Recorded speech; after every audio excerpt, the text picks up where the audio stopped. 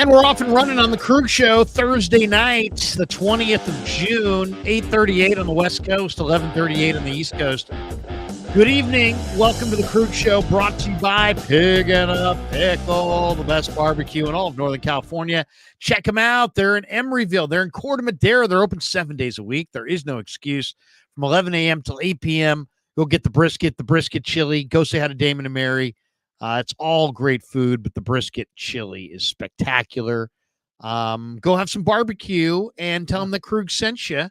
And, of course, we're also brought to you by Sharp Corners Sports Cards and Collectibles. They're at 205 Cypress Avenue in Pacific Grove, down in the Monterey Peninsula. Call Anthony Catania down there. He is at 831-521-5264 for all your sports cards and collectible needs. Sharp Corners Sports Cards and Collectibles.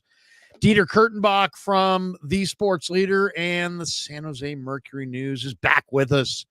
Dieter, good to see you, man. How's your Thursday going? Man, Larry, it's been a busy Thursday, but that's the best kind of Thursday. Love having a busy Thursday. Love talking to you. This is the highlight of the Thursday without question. Perhaps, maybe sadly, the highlight of the week. But hopefully, we can bring some joy to some other people besides me. All right. When I was in college, I went to Sac State. You went to the University of Missouri. We pretty much we didn't have there wasn't like one night. Right. Like my son went to Cal Poly. They had their farmers market on Thursdays, and it's awesome. I don't know if you've ever been. No, I haven't. No. Oh my God. I didn't get out to California in any real way, shape, or form until I was well past that age. If you ever go down to the Central Valley, it's a year-round deal. Thursday nights, they close off the main street in I think it's Higuera Street in San Luis Obispo. Yeah. And it's just like a street fair, but it's really nice. And it's like it's a lot of farming, a lot of food, a lot of bar, it's an actual farm. I just thought that was a euphemism, like the library is the actual name of a bar in Austin, yeah, Texas. Right. Because I'm like, that's pretty much the only thing we had going on in Columbia, Missouri. Like Thursday night, we did get lit. That's a strip club, I think. The Office. The Office. That's right. The expense report. No, but yeah. So and it's really cool. Anyway, Thursday night then becomes, I guess, the big Thursday night drinking night. Yeah. At Cal Poly. At Sac State, we drank for Monday Night Football. We drank on Tuesday nights. Thursday nights were big. Friday nights were big. Saturday nights was kind of like the girlfriend night usually, or the buddies night. Maybe Sunday night was the girlfriend night. Yeah. But it wasn't like, it wasn't one night. At Missouri, was there one party night? Well, it's such a big school that it was difficult to sort of deduce one singular night, but there wasn't a night that wasn't somebody's, I guess is the better way of putting it. So depending on how old you were and sort of your political predilections and what your major was, you kind of had a night. So for the journalism kids, it was always a Thursday night, and that was quarter draws night at Harpo's. Now, everyone also had their bar. So the frat boys were at this bar and the dorks were at this bar. And then normal people were at this bar. And I'd like to think that we were the normal people. And quarter draws was for a quarter, you'd get 10 ounces of whatever beer they were trying to get rid of. And they would bring you for $5 a full tray of them. And it was the greatest thing ever until you got to tray number 2, in which case you were cursing the gods above. We would go and eat dinner at Harpo's, which was technically a restaurant. We'd eat dinner so that we could get the front table of the right next to the door. And then we would just roll that. We'd eat dinner. We'd roll that right into drinking. And then we would also effectively be the bouncer for Harpo's the entire time, because anyone who came in, they had to come and basically, come press the flesh with us for a little bit. It was great for picking up women, I got to say, just being right by the door. Strategic advantages were much needed, and they were often used. And frankly, I'm feeling a bit nostalgic. I'm missing those days, Larry. So thank you for that. The old saying was true, which is, beer before liquor, never sicker. Liquor before beer, never fear. Oh, it was never fear. We were in the clear, which then oftentimes led to Everclear, which was never a good idea. Which is never a good. It's not a compromise. It's not like Aiyuk and the Niners. Everclear is not the compromise. Though they might get the deal done a little sooner if they get a little bit something in their system. Yeah, that's right. They spiked the punch of Aiyuk's agent, and they got him to sign for way beneath market value. Oh my God, the book is coming out. It's going to be amazing. The 30 for 30, the man who screwed up Brandon Aiyuk's future. It's good stuff. That would be good stuff. But Kev titled the stream "Standoff," all caps. Yeah. Will Brandon Aiyuk or the 49ers budge in negotiations? Krueger and Dieter break it all down, and that's what people are here for. So why don't we start right there with the Aiyuk conversation? Believe me, Dieter knows, I know, we all know. There's an Aiyuk fatigue, no doubt, that has long ago set in. Yeah. And there's like kind of almost like a violent backlash anytime you hear people bring up his name. But it is June the 20th, and he probably has another month or so for this story to play itself out. Yeah. So I would say buckle up for a little bit more dialogue. And it's not like there's no data or no new revelations out there, or no anything, no new data or opinions. Tom Pelissaro says he believes the deal's going to get done. Breer had that too. Breer had that as well, and then it gets sometimes ugly at the end. And yet the guy who's big in Pittsburgh, this Ray Fittipaldo, is insisting that the 49ers absolutely are going to be trading one of their wide receivers to the Steelers. So he's either going to be, man, that Fittipaldo's really on it, or that guy's just going to look like a windbag. No way that backfires. Really putting in a narrow band there. You are it's a binary situation for my man in Pittsburgh, which if the 49ers do have to lose a wide receiver, I'm hoping for this guy that they go to Pittsburgh, because otherwise it could get real nasty over there. They don't, they hold grudges in Pittsburgh. Exactly. And at this point, even my wife, who's not really a sports fan, knows the details. I mean, it sounds like, if you believe Mike Silver, the Niners are offering about $26 million. Aiyuk probably wants between 32 and 33 million is probably a guess.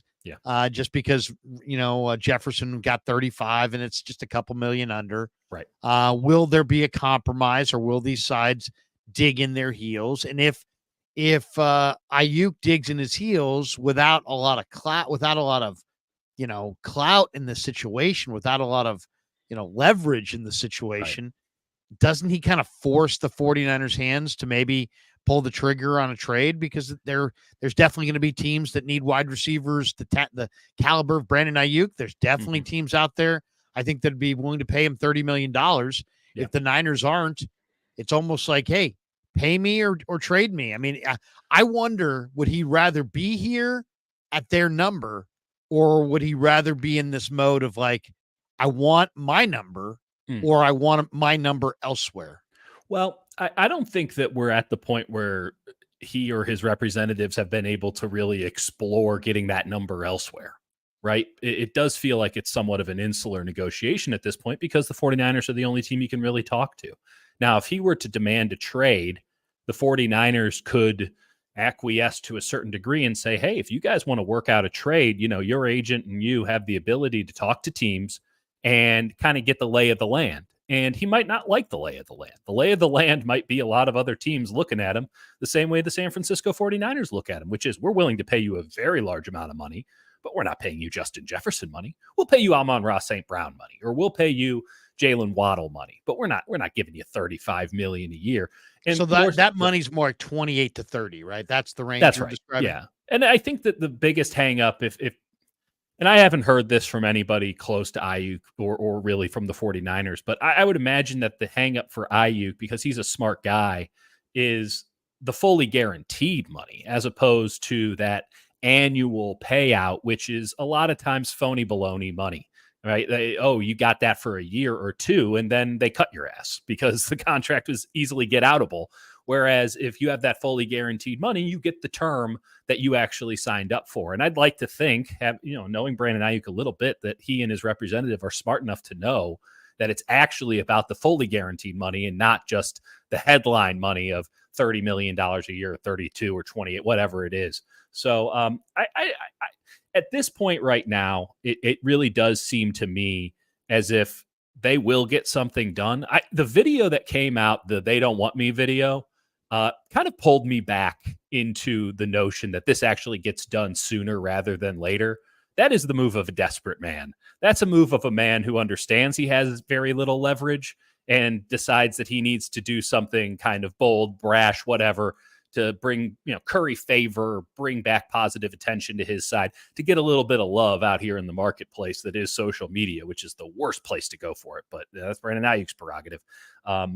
It's just not a normal negotiation tactic. And I found it rather strange because it's not as if this was somebody, it's not as if it was Jaden Daniels posting that. It's not as if it was some third party, some, aspiring videographer that's in Brandon Aiyuk's crew. To my understanding, he has no crew that's, putting it out there, and it's sort of got out by accident or got out without Aiyuk's permission. He put it up on his TikTok, and I believe it was his partner that was the videographer. And that was a very concerted effort, and Brandon Aiyuk's not a dumb man. So I strictly got to think that he's feeling the heat a little bit and wanted to get a little bit more of the public opinion on his side. Now, that might have backfired because legitimately most people I hear from say that was an immature move. It looked really bad on him, and that it does not make them view Brandon Aiyuk in a more positive light. But I'm sure he got enough comments that said, pay him now.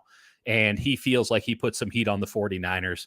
But doing that, reading between the lines here, reading the tea leaves and all that, it just doesn't seem like a smart negotiation move or a direct negotiation move by someone who feels like they have control over the situation. This feels like someone grasping for straws. And if he's grasping for straws, that doesn't make me believe that he thinks that he's going to get that new contract at his number anytime soon and that they might have to compromise. He needs us. Mm-hmm. We could paint that picture. That's right. Brandon Aiyuk, folks, he needs us. He needs you. That's he right. needs me. That's right. He needs the fans. He needs us. At his time of need, are we going to be there for him? We were there. We had nothing else to do all week, Larry. We were there. Why does he need us?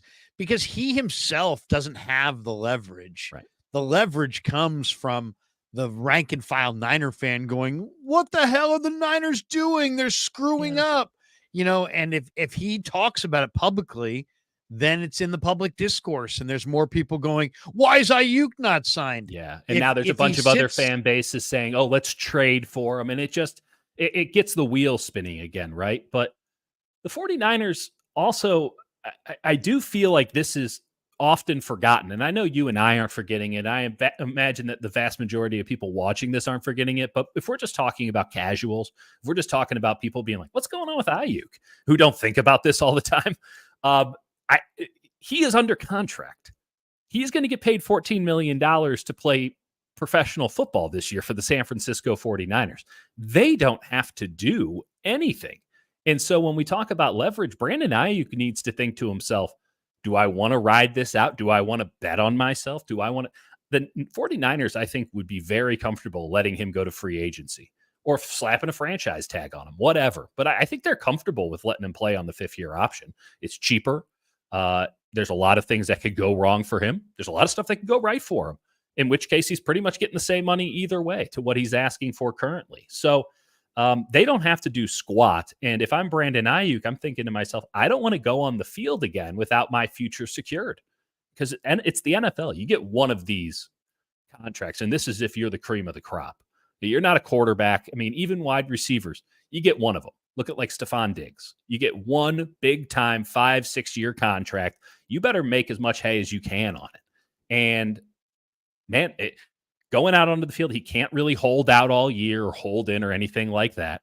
He's got to show up. Otherwise, it doesn't advance the year, right? I mean, what is it, week 6, week 8, somewhere in there? That's somewhere right. in there, he's got to show up. He can't just hold out the whole year and advance his narrative. That's right. And then beyond that, I mean, the fines have already started. And if he gets to the end of the training camp preseason schedule, he's out millions of dollars. I mean, he's out a significant portion of the salary that's due to him. And I mean, that's not something to scoff at, because again, you're not guaranteed another contract after that. Now, you probably will get it and you probably deserve it. But if he goes out there and has all 3 of his ligaments and a ligament we don't know about tear in his knee, heaven forbid, in week 8 of the regular season, Brandon Aiyuk might never make big money playing in the NFL again. He might never play in the NFL again. So that's the threat that is looming over every NFL player. And if you're Brandon Aiyuk, again, you have one chance to make as much hay as you can. And so the question he has to ask himself is, the principle of I deserve to be paid $31, $32, $33 million. Is it worth standing on that principle so much so that I jeopardize the chance of getting 27, 28, 29 million? Is $3 million a strong enough principle for me to stand on?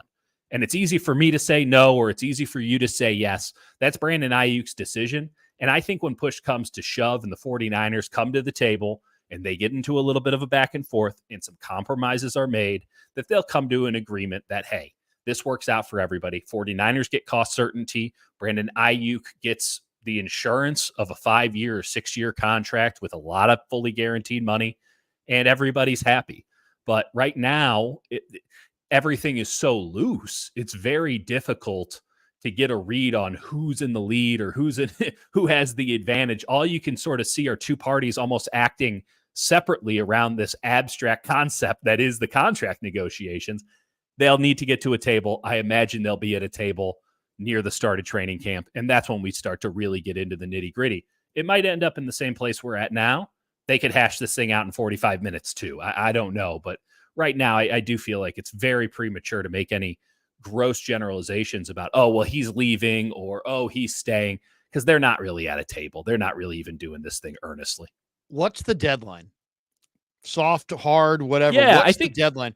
I've heard people say the reporting date for training camp is the deadline. I've heard other people say, no, it's the first preseason game. I've heard other people say, no, it's literally like Bosa last year. That was the deadline, September 5th, 6 days before the opener. What is the actual deadline? And how hardball do you think this thing gets? And like, if you're the 49ers, if Aiyuk does want to play super hardball and not show up for camp, not show up for the preseason, not show up for week 1, and try to pull this, I'll just show up the minimum time. And do they play then super hardball with him, yank his sheets, and send him packing somewhere else and say, you know what? We don't want to be attached to a receiver who's going to play these games in the regular season with us. We'll move him along and let somebody else have that problem. I am not of the mind currently, though I can certainly foresee a circumstance, but it just feels small to me that the 49ers move Brandon Aiyuk this year on the principle of they are still trying to win the Super Bowl.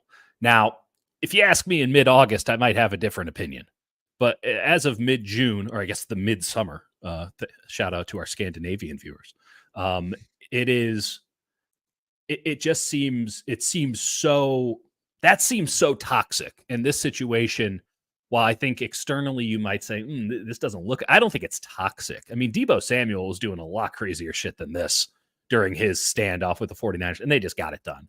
And that was actually a pretty cut and dry, easy to go contract negotiation once they finally got to the table. But there was a lot of posturing nonsense that went into it. So if I had to give it a deadline, I would say first preseason game is when first preseason game is a regular season game check for Brandon Aiyuk. It's a weird part of the CBA, whereas if you are holding out and you miss a preseason game, you are not in uniform, you're scratched or whatever, you're not available to the team, they dock you a regular season game check. So that's $800,000 roughly for Brandon Aiyuk. That is when we go, okay, one of these two parties is really playing hardball, perhaps even both. But that's when we know that this isn't messing around. This isn't just posturing. This isn't, social media nonsense or standing on a loose principle. That's when we know, hey, this thing might not actually get done anytime soon. And in that situation, then we got to take a lay of the land and say, okay, if it's not getting done anytime soon, do the Niners have an offer to move him? I keep coming back to, if the Niners wanted to move him, he would have been moved before the draft. And the idea of trading him just before the season does so little. I mean, it's such a kneecapping move to not have Brandon Aiyuk, because you can't get anything back for him that will help you in the 2024 season. You're only going to get 2025 draft picks if you're lucky. And well, I don't know. You never know. I mean, there's always a chance you could get another player coming back. I'm going to throw you 2 trades. Okay, that I'd I love to hear them. Yeah. and then we can take it from there. Yeah. Okay, so these, Bleacher Report had 4 trades that you couldn't deny for Brandon Aiyuk. Okay, so that was last week. That's a great headline. Well done. I looked at the trades. I think we talked about them last week, and they weren't great trades. Watch me deny these. It was like Darnell Washington in a first. I think one was like Christian Watson in a second. One was maybe Ladd McConkey in a second. Yeah, something there that. has been some Chargers buzz lately, and it makes a lot of sense because they have like 2 receivers, and one of them is Josh Palmer. And I forget what the other one was. It might have been New England for Jalen Polk or something like that. I forget. Which I can deny that one. That's a big. So there was the same kind of article this week for CeeDee Lamb. Now, I guess before we talk about a couple of these trades for CeeDee Lamb, do you think CeeDee Lamb is more or less valuable than Brandon Aiyuk? I mean, Ayuk's kind of bigger and more physical. I feel like Ayuk's better run after the catch. I feel like Lamb's better, like with the ball in the air at the catch point. He's like kind of magical on that front. He's not as big or as physical as Aiyuk. Yeah. I think Aiyuk might even run a little faster. I don't know. Yeah. How would you compare those two? Are they comparable? They're comparable. One better than the other? Yeah, no, I think they're very comparable. I think that the thing that really stands out to me when it comes to CeeDee Lamb is that he's a wonderful player, but he spends a lot of time in the slot. And so, is he beating number 1 corners? No, like almost never. They move him around so that he gets easy matchups and free releases, and he makes a lot of hay on them. And Dak Prescott likes to throw it in between the numbers. So like that does make sense for their offense, but he doesn't block.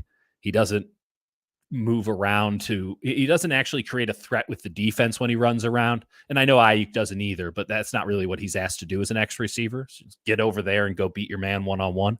I would love to see them swap places because I feel fairly confident that CeeDee Lamb would get his ass kicked in Kyle Shanahan's offense, having to run as an actual X receiver and all the physicality and minutia that comes along with it.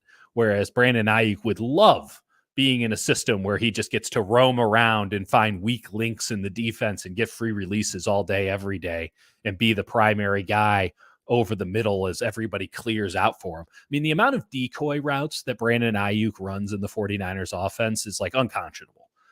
It's really, I mean, he's gone through it a couple times. He's like, what was it? He said it was something like some games it's a third, some games it's half.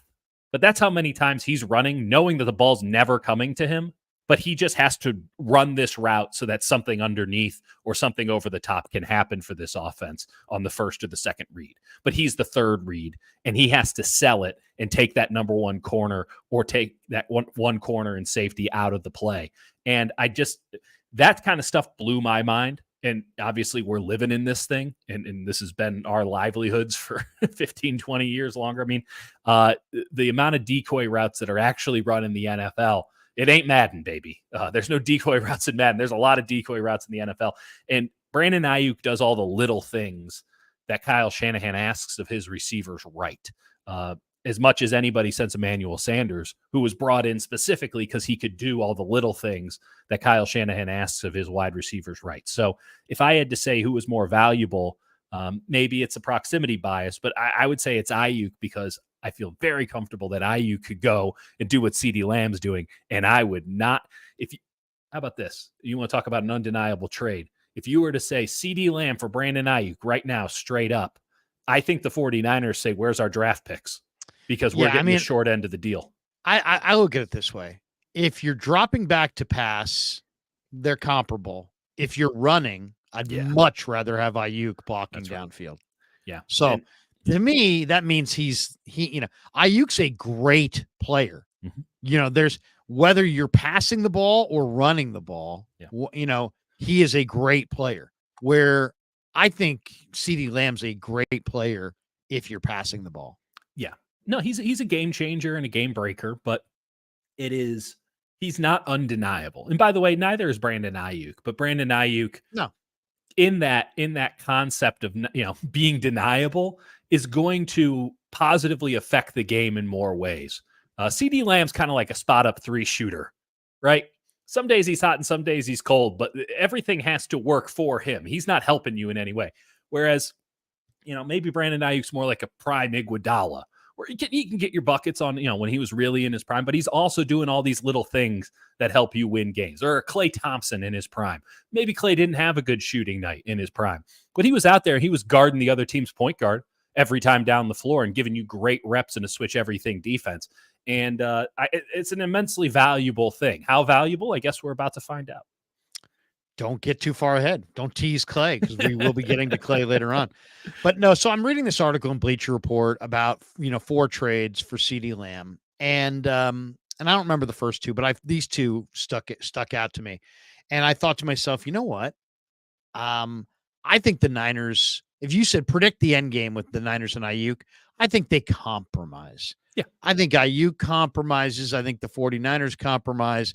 And I'm going to throw it out. I'll say Aiyuk gets $29 million. Yeah, $29 million. I don't know what the guaranteed will be, but I think they'll work it out. They'll compromise, and I think they'll get him in there within 5 days from the beginning of camp. Yeah. But if by chance Aiyuk's like, you know what? There will be no compromise. I'll get my $33 million, or I won't show up. Yeah. And the 49ers say, hey, wait a second. You got a contract for 14.1. Show up. And he says, no. At that point, I'm definitely putting him out there and seeing what I can get. Yeah. And if I could get either of these deals, I'd be interested. Okay. One of them is Ladd McConkey and a first-round draft choice. So I don't love Ladd McConkey, because I think Ladd McConkey, I'm the same concerns I have about Ricky Pearsall, who we're going to talk about in a minute. Right. I have about Ladd McConkey. I know he's a great route runner. I know he's got great hands. I know he ran over the middle at Georgia. I know he was incredibly productive. I know he runs in the 4.3s and is plenty fast enough. But what happens when CJ Gardner-Johnson detonates on him and just absolutely helmet to helmet blows him up middle of the field? Is he the same guy the rest of the game? Does he bounce back? How tough is Ricky Pearsall? How tough is Ladd McConkey? Yeah. That's my one concern. Trading Aiyuk, who I know is tough, for McConkey, who I hope's tough. But you know what? If I could get Ladd McConkey and a first, I think I would do it. The other trade, and I want your thoughts on this one too, is they say CD Lamb from Dallas to Green Bay for Dallas's choice of Romeo Doubs or Christian Watson plus Justin Reed. Or Jaden Reed, yeah, and a second-round draft choice. Now, so in that situation, you're getting now personally, Watson's the bigger, faster guy. He's 6'4", 210, 220. He's a blue chip guy. He's when he's on the field. He played awesome. Exactly. He only played 9 games this year. Them hammies are tight. Yeah, but he's a great athlete, high-end prospect. Then you got Dobbs, who went to Nevada, who I would choose. Oh, really? I think Dobbs is lower end, but safer. So he's got great ball skills, and he plays and he makes big catches. So for me, I would take, like, if I could trade Aiyuk to Green Bay, and I could get Romeo Doubs and Jaden Reed and a second-round draft choice in next year's draft, I'm doing that. I'm going 2 for 1. And taking my chances. Jaden Reed led them in receptions out of the slot as a rookie. Dobbs was second on the team. Both those guys had 80-plus targets, I believe. Watson's a little bit more of a gamble, but I'd go safer. I'd go Dobbs and Reed and a second for Aiyuk. But if that deal was out there, I wouldn't even worry about Aiyuk going to Green Bay and, giving them this awesome weapons. I mean, you're getting 2 cheap wide receivers and a second-round draft choice. You got cap problems. This is what you got to do when you got cap problems sometimes. Well, what do you think of those 2 trades? I would like it if they could throw in Javon Bullard, the safety out of Georgia, in Green Bay. Because when I think about, do the Niners need 2 receivers? No. I like both of those receivers. But they might have to say goodbye to Debo next year. That's the only reason I was thinking that might be intriguing. But again, you can always go back to the well at the NFL draft, especially if you're getting that second round pick. It's just such quality receivers. Now, does Kyle Shanahan see it the same way, knowing the minutia and all that stuff that Brandon Aiyuk does so well, which is why Brandon Aiyuk was in the doghouse for a very large portion of the early part of his career. It's because he wasn't doing those things, and he had to sort of have it ingrained in him the hard way that these are the reasons that you play and don't play here in San Francisco. Are the Niners willing to bring in young players and trust that they can pick it up quickly? Because Kyle Shanahan's not compromising on those standards. I like the Green Bay idea more. Again, I would rather have Bullard than Reed, just on the basis of that's really where I think the 49ers need a little bit more depth. There's a lot of spaces where they need depth, don't get me wrong. Yeah. I'm a big Bullard guy. I thought he was the top free safety in the class. Safety and defensive end are their thin spots for sure. Yeah, but they're paying one guy $32 million, and free safety, they got a guy that they picked in round 3 last year who I really like and I think is going to be very good. But what happens if he tweaks an ankle? I mean, they're going back to the Disney cruise and trying to find a free safety there. Like it's a real problem. And so that if we're playing the full hypothetical game, Christian Watson, Javon Bullard, second round pick sounds good to me. But yeah, it is very difficult to trade Brandon Aiyuk, not just in conference, but to a team that you should reasonably expect to see year in and year out in the playoffs, because, well, that's kind of what we've seen every year forever. I mean, if the 49ers are good, the Packers are good too. And I don't know if the Packers are actually going to be that good this year. I'm not very bullish on the Packers because I found that Jordan Love needed very specific plays to have success last year. And at a certain point, the book's going to get out, and I'm not sure he can adapt to that. Credit to LaFleur for finding out what he could do and capitalizing on it, but now you got to take it to another level. So I'm not sure Green Bay is necessarily going to be a premier contender in the NFC, but man, it would be very, very tough, and something that I just don't get the sense that Kyle Shanahan or John Lynch would be able to live with themselves if they lose in the playoffs to Jordan Love, Brandon Aiyuk, fucking LaFleur, and the Green Bay Packers. Like that's the kind of stuff that eats at you forever. Well, it ups the ante. It ups the ante for sure. You better be certain you're right. Yeah. And they feel confident enough to give Brandon Aiyuk 26, 27, 28. Again, we're not really at the table. So their first offer, that's not their final offer. And Brandon Ayuk's high offer doesn't mean it's his final offer. And so I do feel compromise is inevitable, perhaps. Maybe inevitable is too strong a word, but likely, probable. And we're just at the kind of beginning of this, and we haven't had much traction as of late. And because time has passed, we're freaking out, but nothing is really developed in any way, shape, or form here. Man, the concept of trading them, not just to get those players, bringing them in the middle of training camp, trying to toss them into the fire. I'm sure a cross-country flight would just do havoc to Watson's hamstrings. So now he's going to miss a month and a half. He's awesome when he's on the field. I mean, he is truly awesome, but that would be the big swing for sure to go for Watson. Now Green Bay and the Chargers are the two teams that are mentioned there, but it's believed that the teams that have the most passion about acquiring Aiyuk, and this is me speculating based on what I see, is Pittsburgh and Washington. Washington, because of the presence of Jaden Reed and the fact that Reed has said that Ayuk's his favorite player, and they're trying to make their first-year quarterback comfortable, and they're trying to turn things around and win right away. Yeah. Do the Niners need, if they did wind up trading Aiyuk based on the Pearsall and the Cowing pick, do they even need a receiver coming back? I'll give you an example. Do you feel good enough about the Niner D-line that if Washington offered Jonathan Allen and Jahan Dotson, would you make that trade? How I mean, Jonathan Allen clearly would be one of the Niners' starting defensive tackles next to Hargrave, right? Yeah. He would start over Malik Collins for sure. Would you, does Aiyuk to the Commanders make sense? Well, if you lay out the trade as you just did it, and you got to forgive me, I don't have Jonathan Allen's contract situation fresh on mind, and I know that Dotson just signed a deal that was effectively the same thing as Deebo Samuel. So Was it? I didn't think he got that much. Well, it was close. They all had the same agent, and they were all looking for more or less the same thing.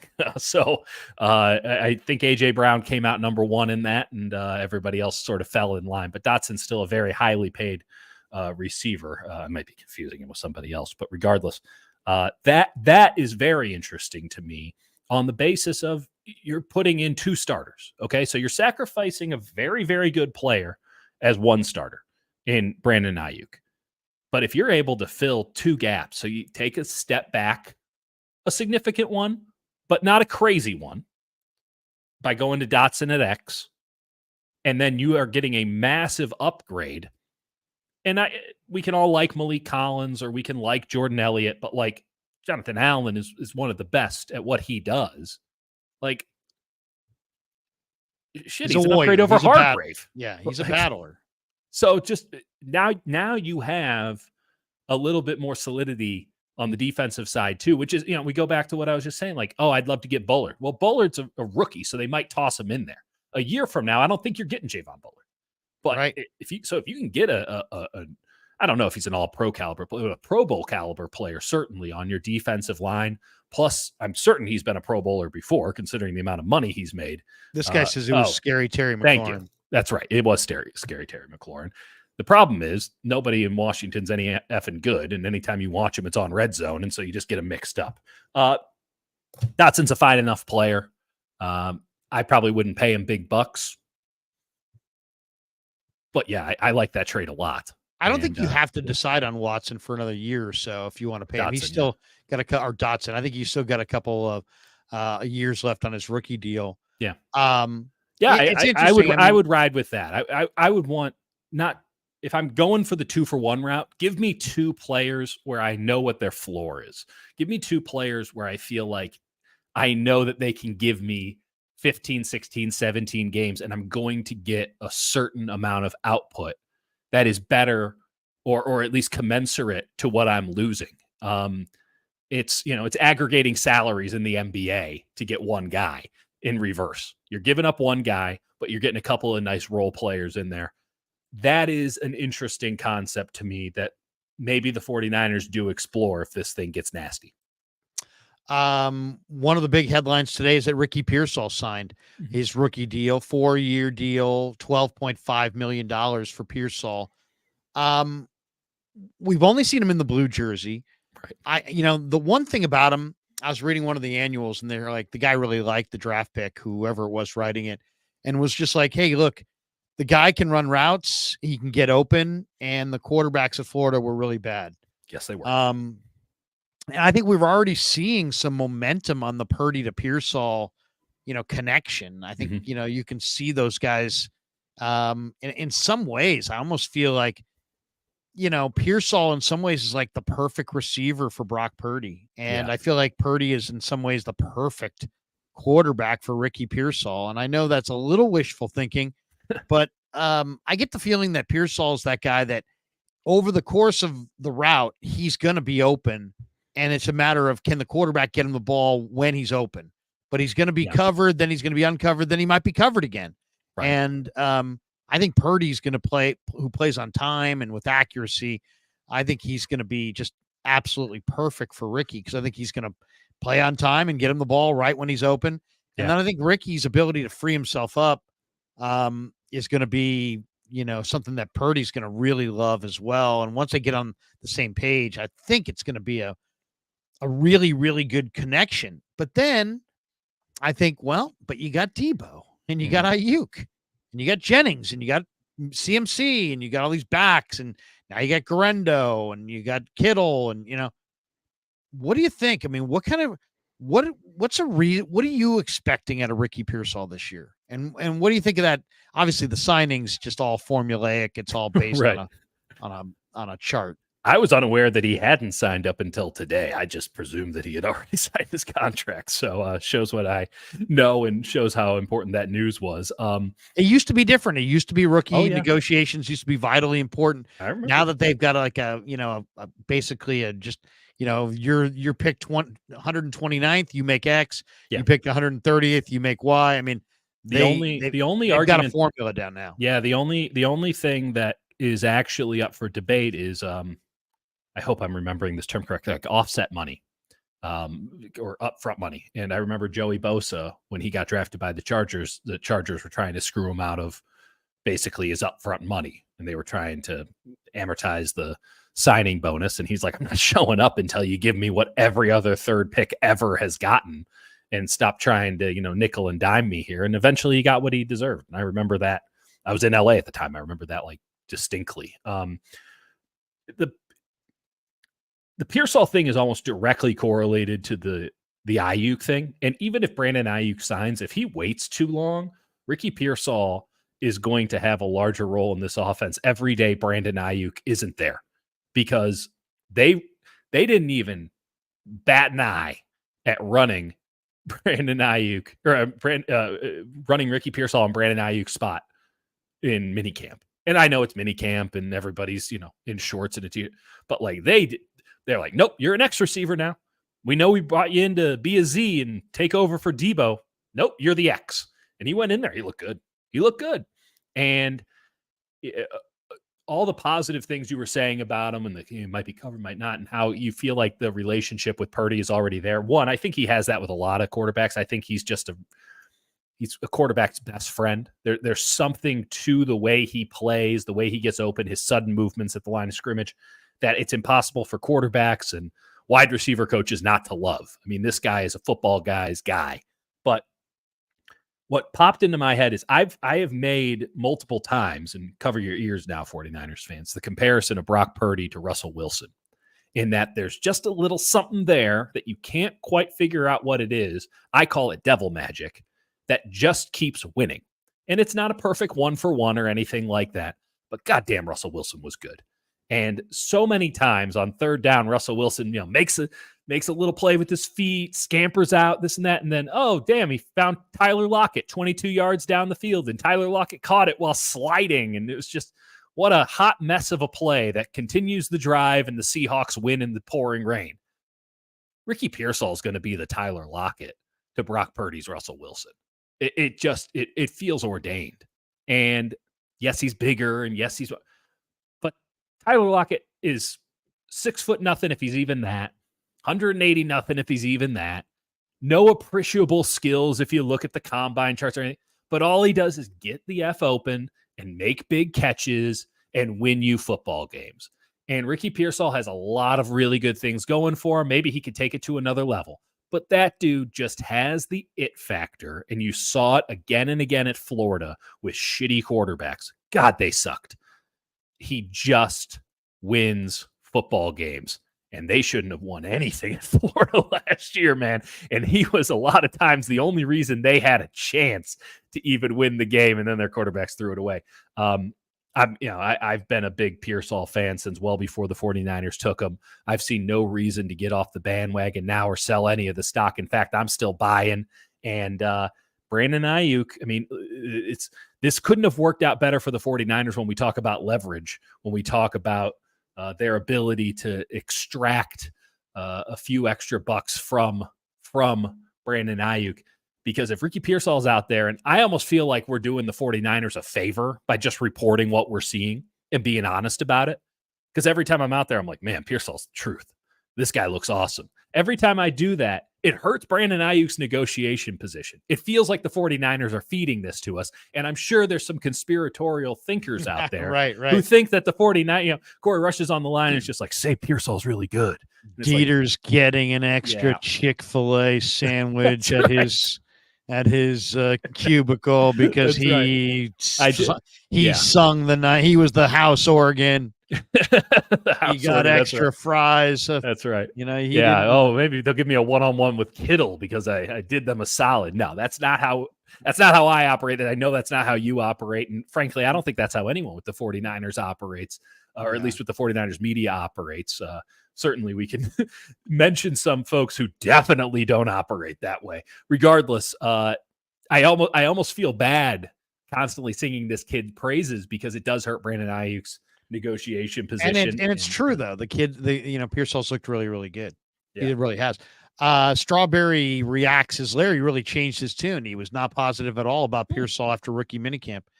That's not true at all. I don't remember that.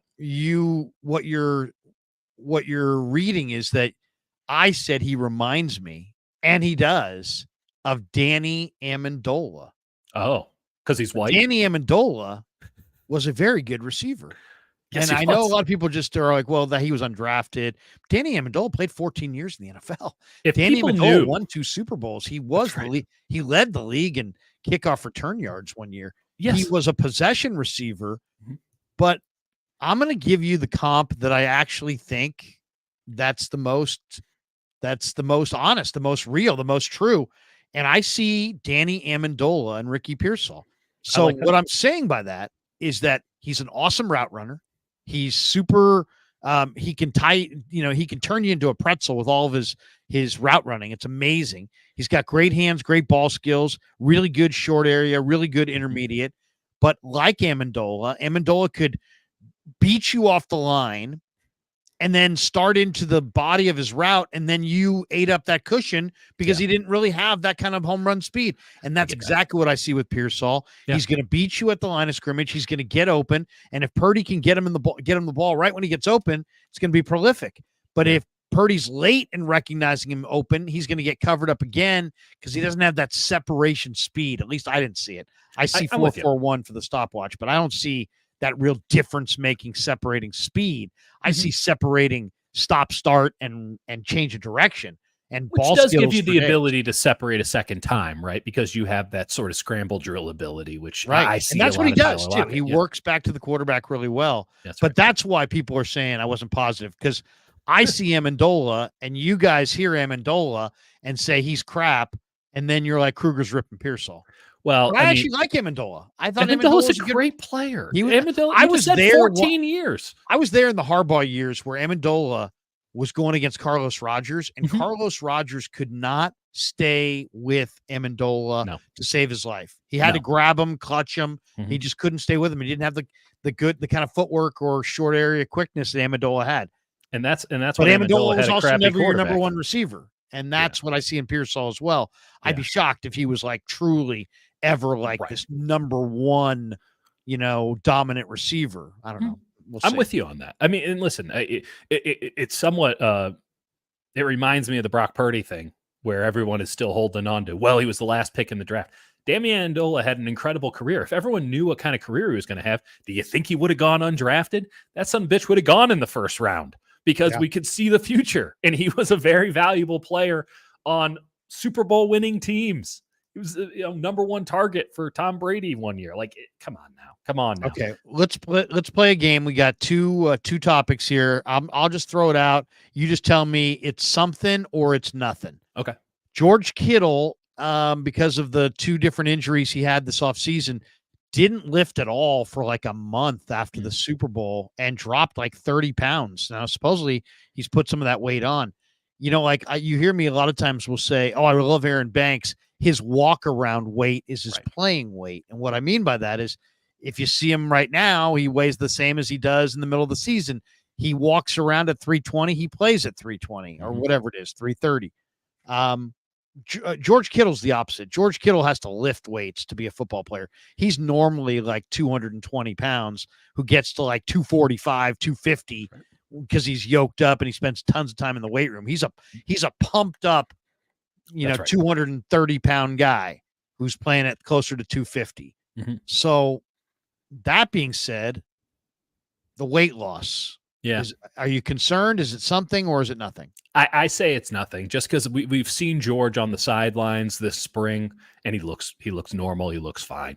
And as somebody who is highly attuned to weight on myself and everyone else, if there was something that seemed off, I would have noted. I think George has lost a few. And I did. I said maybe he's a little bit trimmer, and it quickly explained with the surgery and all that. But he doesn't look in any way like he couldn't go out there. He's still ripped up. He's still muscular as hell. There's nothing weak about that guy.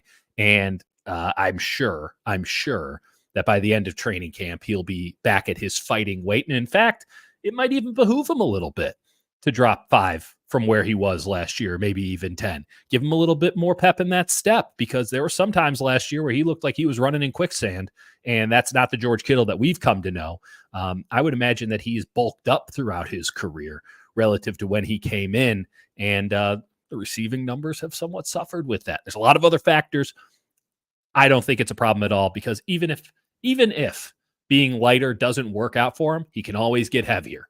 He's shown that time and time again. So I don't see a problem. I'm just happy he got his goddamn injuries dealt with. Apparently it had been like 8-9 years. And every offseason we, ask him, like, you going to deal with that shoulder you wear a brace for all the time? I'm not going to do that.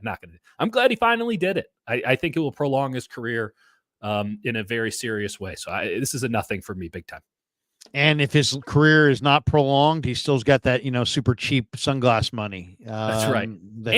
Now at least he can put someone over his head to body slam him. I mean, there's a lot of options for George Kittle. He's got that Zenny cash. He's got that Zenny cash. You're looking for cheapo sunglasses. All right. Keyshawn Nixon is talking trash to Debo. Something or nothing? Other people have to translate this shit for me, Larry. This is such a nothing to me. Like, I just gave you as much as I have on it. Yeah. I mean, I had a couple of people text me about it, and it's just like, why? I literally responded to one of them, like, how is this something you thought that I would care about? Like I'm legitimately like somewhat insulted that you sent me this. We don't even talk that much. And they're like, whoa, you see this? And it's like, yeah, first I have. 2, I don't care. I didn't even get into the Kendrick Lamar Drake beef. That was the only thing happening in popular culture. I didn't even care about that, lest I care about this. So this is an absolute nothing burger for me. And honestly, I feel sad for anyone who thinks this is something. Seriously, that is true. That's probably the best way to state it. It's not only not anything. If you think it is something, then we're really concerned. What are we doing? Exactly. What are we doing here? Like, listen. We're dealing with sports, and all of this stuff is superfluous to the true, existence of and the condition of the humankind. All this stuff is ridiculous and off the board, and it does not matter. If you're actually caring about that beef, I'm going to say this: get a life. And I know that applies to everything that we have ever done in our entire careers and all that, but that we have reached a point where even I can't suspend disbelief in that I should give a damn. It's incredible. The 49ers are in a situation where only 3 of the previous 56 Super Bowl losers returned the next year and won the Super Bowl. That's where they're at. They lost the Super Bowl, and only 3 times in 50, of the previous 56 has the team that lost the Super Bowl won the Super Bowl the next year. What was that? Is that something, or is that nothing? That's something. That's very much something. One of those was Kansas City. Did Kansas City take a year off here? They've won 2 in a row now. They won 2 in a row now, but I think they took a year off. Burrow beat them the year after. So it's been a minute. Right. They had 1 year they missed out. It's a real thing. And I know a lot of people want to attribute COVID, not a small thing, to why the 49ers had such a terrible 2020 season after going to the Super Bowl in 2019. I more attribute it to the fact that everybody on that flipping team got injured. Like, it became comical, and like, not for them, but for me, it was like hilarious. Like, you couldn't go 5 minutes without somebody getting injured. And it was a lot of injury luck from the year before coming back, regressing to the mean, and paying off a year later. And I look at the 49ers last year and I think to myself, they had a lot of injury luck. And I know it didn't feel that way in the Super Bowl when Deebo Samuel couldn't separate and Christian McCaffrey's got a shoulder thing and Trent Williams looked like a shell of himself. But they really only had 3 games where injuries deeply affected them. And those were those 3 losses in the middle of the year when Trent and Deebo weren't there. And they were, I think, inarguably one of the healthiest teams in the NFL last year. To that end, the Niners' 9 Pro Bowlers last year missed a combined 7 starts due to injury. Yeah, and I can account for 5 of them just off the top of my, with 2 guys. So, and there was a lot of guys in that last week who kind of just didn't show up, right? Due to injury, I suppose, is the key modifier there. But who's to say? Because they had to put him on the injury report to not play, and that final game. Regardless, I can't tell you it's going to happen or not. Certainly no one is stupid or, karmically inept enough to predict such injuries. But man, I doubt the ball bounces the same way twice. That's where I'll leave it. I have a sneaking suspicion that the 49ers are going to need to rely on their depth, which was a big question mark for this team last year, and I think is better this year. But they're going to need to rely on their depth more this season if logic serves, and that is of concern to me. And that is, I think, one of the main reasons you play in an extra couple football games. Those are games and a half, if not 2X games, if not 5X games. I mean, playoff football is an entirely different beast, and the NFL is hard enough as it is. It is so brutal. I really, really question, and I would probably not put my own money on the 49ers going back to the Super Bowl just because of all the things that can go wrong and all the sort of accrued vibes that are bad vibes that they sort of evaded last year. It's very much a thing for me, Larry, and I hope I'm wrong about it. All right. A couple last ones as we're coming down the stretch. Dieter Kurtenbach with us Thursday night. Enjoying our Thursdays with Dieter, and hit like and subscribe. If you hit like, it just helps people in the algorithm, more people in the algorithm kind of find the show. And then if you hit subscribe and hit that notification bell every time we go live, you'll get a little notification on your phone that we're going live. All right. Most of the top free agents were, snatched up in March. Yeah. And then, of course, the draft came. And then after the draft, you saw a few more veterans go. And yet there's still some good players out there. If John Lynch and Kyle Shanahan came to you and said, Dieter, we can add one player to help us go over the top here. We got, the Niners, I think, have the sixth most cap room. They're going to try to roll over as much as they can for Purdy, you would expect. Mm-hmm. But they also may have some financial flexibility to make one more addition. They have a need at defensive end. Yannick Ngakoue, Carl Lawson, Jerry Hughes, Shaq Lawson, Emmanuel Ogbah, Tyus Bowser. They're all out there. They've got their little thin at safety. Justin Simmons, who was a Pro Bowler last year, he's out there. Eddie Jackson, Micah Hyde, Kawandre Diggs, Jamal Adams, they're all out there. So there's a lot of safeties out there. There's a lot of defensive end, outside backers, edge rusher types. They could use those guys. Yeah. And there's also some scattered other free agents. When you look at the 49ers right now, and you can add one piece to the puzzle, it could be a free agent or it could be some kind of a minor trade. If you could add one piece to the puzzle to try to help them win the Super Bowl or compete this year for a Super Bowl, mm-hmm. Who do you want? Who's your one guy? I've got one that I think is going to interest you. Okay. Well, let me throw one at you that's not terribly sexy. And it's definitely a homer pick. My allegiance to Missouri proceeds. Is it some Missouri long snapper? I wish I could even tell you who the hell that was.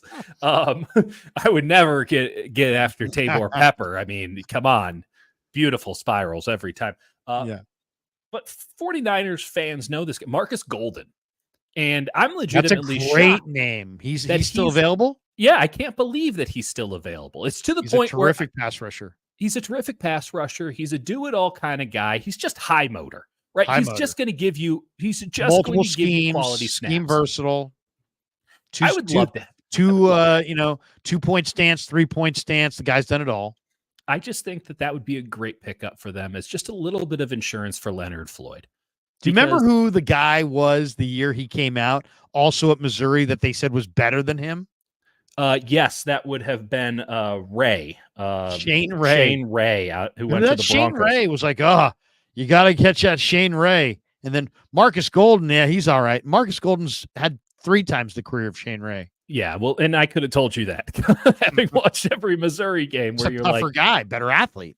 Heaven forbid someone actually wants to kill the quarterback while playing a position where your only job is to kill the quarterback. Like Marcus Golden just got it done. And that's been his entire MO. And he's made a very good NFL career by just doing the damn job as is asked and just going for it every snap. And if you're telling me that you can have a guy like that coming off the bench. I'm not even saying make him a situational rusher, just somebody that you could toss in on sort of those second unit possessions, right? Here's a drive. We don't want to, our first defensive line's a little tired. We're going to keep Bosa on the sidelines here. Throw in some Marcus Golden for me. And let me just see Marcus Golden go after it for a couple snaps in a row. He might not even get close, but he's going to make the left tackle or the right tackle work their ass off every snap. And now Nick Bosa comes back in, and that guy's just a little bit. He didn't get to rest while Nick Bosa was resting because Marcus Golden was giving him the work and giving him every trick that he knows. So that's where I would go. There are better names. Vader 49er, legend on the Dieter and Hutch podcast, big time sicko. Jamal Adams as a situational pass rusher.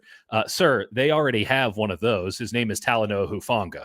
So I'm not sure they need two Talanoa Hufangas, but there's a lot of really good names out there. I mean, if you wanted to go to the most extreme and said money isn't really an option, put David Bakhtiari at right tackle and let's see what happens. But Marcus Golden seems like a realistic possibility, and I'm always going to ride for Mizzou. Marcus Golden is a great name. That's a great name because, as you said, he's high motor, he's scheme versatile. He hunts quarterbacks. He's a man as far as the pass rusher too. I mean, he's a big time player. Yeah. I love that one. I want that one as well. I would take yours. I would go edge rush because I'm concerned about Drake's knee and Beal's development. And I would go edge rush, and I like Golden more than the guys I named, so I'd steal yours. But Yannick Ngakoue is a nice option. Ngakoue, but Ngakoue's going to cost you more. Willie. I mean, at a certain point, he needs a job. I mean, yeah, he signed like right before the season started with the Colts last year, did he not? Yeah, no, he might be at a point in his career where he's beyond the big payday. Yeah. It's money's run out anyway. It's June, right? It's June 20th. Nobody's getting big money in June. I'm looking at the Niners depth chart, and I'm thinking about the season ahead, and I'm thinking, God, I think like a personnel guy. Like, if we lose this guy, who's up? If we lose that guy, who's up? And obviously Trent is Trent, and if you lose Trent, you got Jalen Moore, and that's a major blow to your year. If you lose Kittle, man, you're really naked at tight end. But man, there's nobody. I mean, the best one left is Jimmy Graham. There's a lot of stuff. Otherwise, it's names left that aren't gonna. They're not guys who can fill it number one for a snap, much less for a game. But the more I think about it, the more I think, okay, what are the Niners? Okay, if you lose your quarterback, let's say for the year, you're done. I mean, it doesn't matter who you are. If you lose Mahomes, you're done. Cincinnati lost Joe Burrow. Guess what? They were done. The old Tom Moore thing, right? You ever hear that story about Tom Moore at Colts practice? No.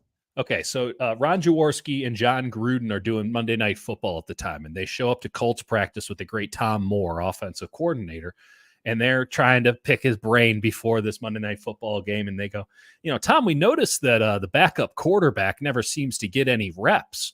And Tom Moore looks at him and he goes, you see that guy 18? And it's like, yeah, Peyton Manning, like one of the greatest of all time. And he goes, if he goes down, we're fucked, and we don't practice fucked. That's where the 49ers are at right now with 13. If he goes down, they're fucked, and they shouldn't be practicing fucked. And I see where you're going, and I like it. So here's my thing on it. It's like, if your quarterback's done for the year, you're done for the year. But the 49ers, let's just say, knock on wood, that doesn't happen. Let's say they get to week 3 and Brock Purdy has a 5-week, 6-week, 7-week injury. And I don't even know what a 7-week injury would be at that point. But let's say he had a sprained knee. Wickedly twisted ankle, yeah. Yeah, or a high ankle sprain, or a sprained knee, or something where he really couldn't protect himself. Broke his arm. Something where he was going to miss 6 weeks or 8 weeks. I don't think the 49ers, Dieter, can win any games with Josh Dobbs.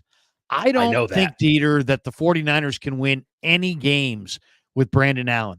I like Tanner Mordecai as a prospect, and I think there's a chance he beats one of those guys out. Mm-hmm. But I don't feel confident right now, based on what I've seen, that the Niners could win any games with Tanner Mordecai, though I do feel better about Mordecai, believe it or not, The than I fact that do we're talking about him Dobbs. as a possibility tells you how screwed they are.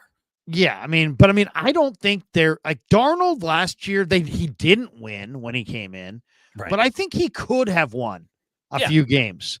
And I think that they weren't like if they had lost Purdy for a month, Darnold might have been able to come in and if it was the right stretch of games, maybe go 2-2. Keep your head above water. Yeah. I don't think that they can do that with Dobbs. I don't think they can do that with Brandon Allen and Mordecai. That's a tall ask. So to me, I'm looking at what's going on in Pittsburgh, and if Aiyuk is part of this deal, and if Pittsburgh is super hot to trot about trading for Aiyuk, I did not think they have Russell Wilson there, and Russell's going to get the first go round. They've had Dobbs there before. What do you think about trying to get Justin Fields out of Pittsburgh? And because to me, I know Justin Fields has flashed some major talent and then has been hugely inconsistent. And a lot of the things they said about him coming out of Ohio State have proven to be true. He holds the ball too long. He doesn't unlike Brock, who processes incredibly fast. This guy tends to process a tick or two later, and so he holds the ball a lot. That's if he's processing. The Niners do have amazing weapons, and the 49ers do still have a pretty good defense. And last I checked, Justin Fields is still a healthy guy with 4.4 speed or 4.40 speed. He's a true burner. Yeah. If we were in week 2 and Brock Purdy were down for 6 weeks and like your playoff life is potentially on the table, then you start looking at different options. I think that Dobbs is fine if Purdy's going to play the entire season. Allen's fine if Purdy's going to play the entire season. Mordecai is interesting to me, but they're fine as long as Brock Purdy's going to play the whole season. But if Brock Purdy is going to miss 6 weeks and they need to go 3-3 to make the playoffs, and they're going to get Purdy back late in the year, and let's say Brock, when he's in there, just keeps playing like he's playing, which is amazing. And you believe that almost any game that he's quarterbacking, you got a chance to win. Well, so then the rest of the year just becomes about just get into the playoffs, just win enough games to hold, to keep your head above water till Brock comes back. And if that's the situation, man, I would much, much, much rather have Justin Fields ready to step in with Shanahan calling plays than the guys they got. And I don't know how you feel about it. Yeah, but it's a good idea. What do you think? What do you think of Fields? I know he's inconsistent, but I don't think that Jed, the one excuse that I think is no longer available to John and Kyle. I think John and Kyle have Jed's total respect, but I'm pretty sure that Jed has no stomach to waste another year not winning the Super Bowl because of running out of quarterbacks. And I just, they seem very naked without Brock Purdy. Yeah. Considering that Brock Purdy wasn't even Brock Purdy until, not that long ago. Yeah, that really worked out for him. I guess you could always trade for another backup quarterback with bad processing skills. His name is Trey Lance. He operates in Dallas. It is a bold idea. It's an interesting idea.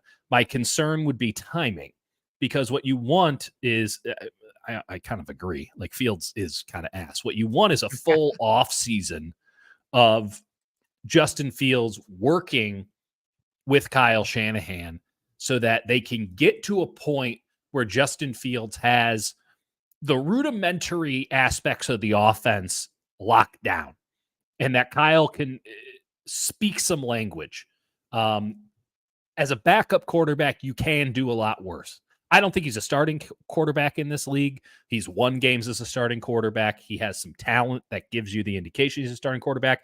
Legitimately, when we were going through the draft process in 2021, I was a Fields guy, full stop.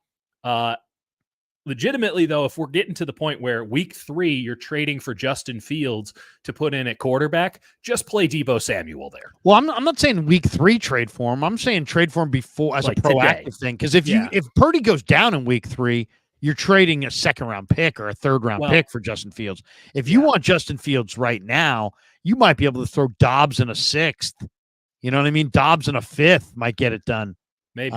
Or you could, if you're already moving Aiyuk to Pittsburgh for a pick, you could just get him to throw Fields in. Yeah. And you could give them Dobbs in the deal. I'm just saying. I'm not opposed to it lose at all. Purdy, I like that. If you lose Purdy, I got to have somebody better.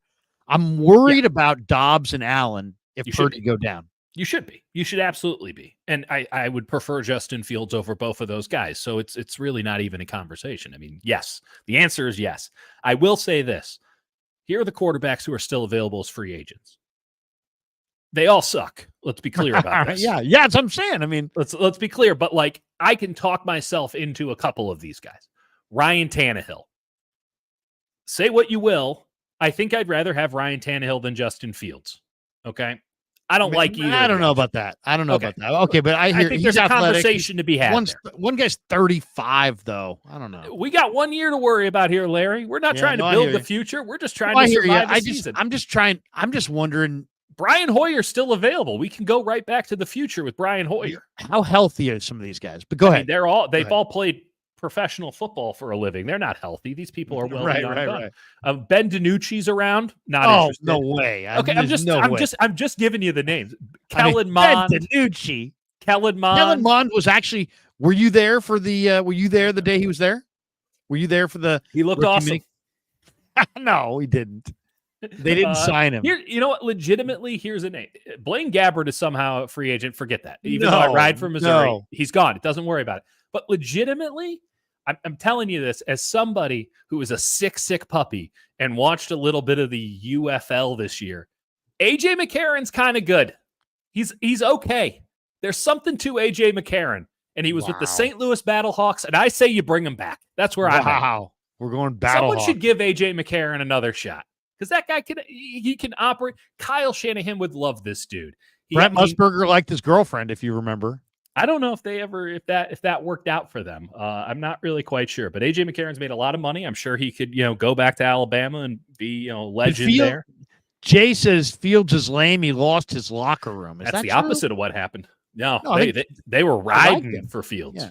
They liked Fields. Then they got, Caleb Williams, and they're like, well, this will do too. Like we're okay. Let's just play the exercise. It's week 3. Purdy's done for 7 weeks. Yeah. You can ride with Dobbs, ride with Allen, ride with Mordecai, or go try to find another quarterback off somebody else's practice squad or off their backups.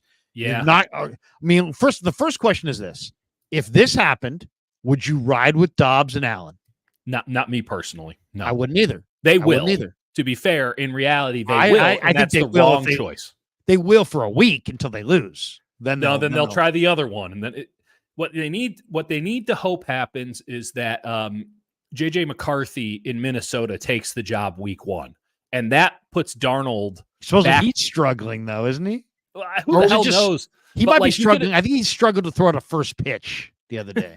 Well, wasn't he a baseball guy too? It's Darnold at least knows the offense, knows all the intricacies of it. If you bring him in, it's a plug and play, right? You don't have to worry about getting him up to speed. Johnson. No. Does Josh Johnson still have a job? Yes. I think he's with the Ravens. God bless him. I'm still legitimately sad that the 49ers didn't give Jameis Winston a $5 million contract for a year. Like, Jameis Winston would have been perfect. Kyle Shanahan would have pulled every last hair out, but it would have been so much. If you're going to lose with Jameis Winston, where you're going to get 30 touchdowns and 30 interceptions, and it's just going to be a video game, and he's like such a fun guy. Like, that's what I'm looking for in a backup quarterback. I'm looking for Jeff George without being Jeff George the person. I'm looking for a fun-loving, good-natured, everybody loves him. What a charmer, Jeff George. Just let it rip, baby. We're playing football. That's what I'm looking for. Everything that you loved about Brett Favre, Jameis Winston has, except for the winning of football games, because he's just out there ripping it and making things happen. Doesn't care what the play is. He's just there for the good times. Jameis Winston would have been perfect. Shit, trade for Jameis Winston today. Go get Jameis Winston. Let's have some fun, because if you're going down, at least go down smiling. I'll say this. I think Fields in Kyle's system as a backup is a lot more exciting than Dobbs or Allen. No doubt. And if Purdy were down for like a month or two and I had to have somebody go for a month or two, I'd much rather roll with Fields. I'm with you. That's just what I'm saying. I like that. Right, There's a couple of guys like that. Right? I mean, I can't even think of anybody else I'd really want. I mean, Gardner Minshew or something. But you got to remember this. You're going to trade a lot to get him. And supposedly Fields is already kind of not happy in Pittsburgh. And I don't know if that's true or not, but it sounds like, him and Russell will not be competing. It will be Russell's him to be job. happy about. He shows up in a place that's the Bears did him a solid. He kind of got to pick his location, and they immediately went and got another quarterback. Right. It sucks. But then he would, he'd be sitting here too. But you know what? Yeah. I'd be intrigued. I'd be really, really intrigued. All right. One last Niner question, then I got 3 hitters and we'll get out. Cool. We're going to play a game here. It's called Extend or extend a get the hell out of my face salutation. I mean, it's extend or exit. Or how about this? We'll call it Extend or End. They're going to extend their stay with the Niners or they're going to end their stay with the Niners. Okay, sounds good. Here we go. Aiyuk, extend or end? Extend. I think they will extend. I think they figure it out. This segment brought to you by Jimmy Johnson and Extends. Oh, man. It's been a minute. I'm more of a Nugenix man myself. And she'll like it too, guys. That's right.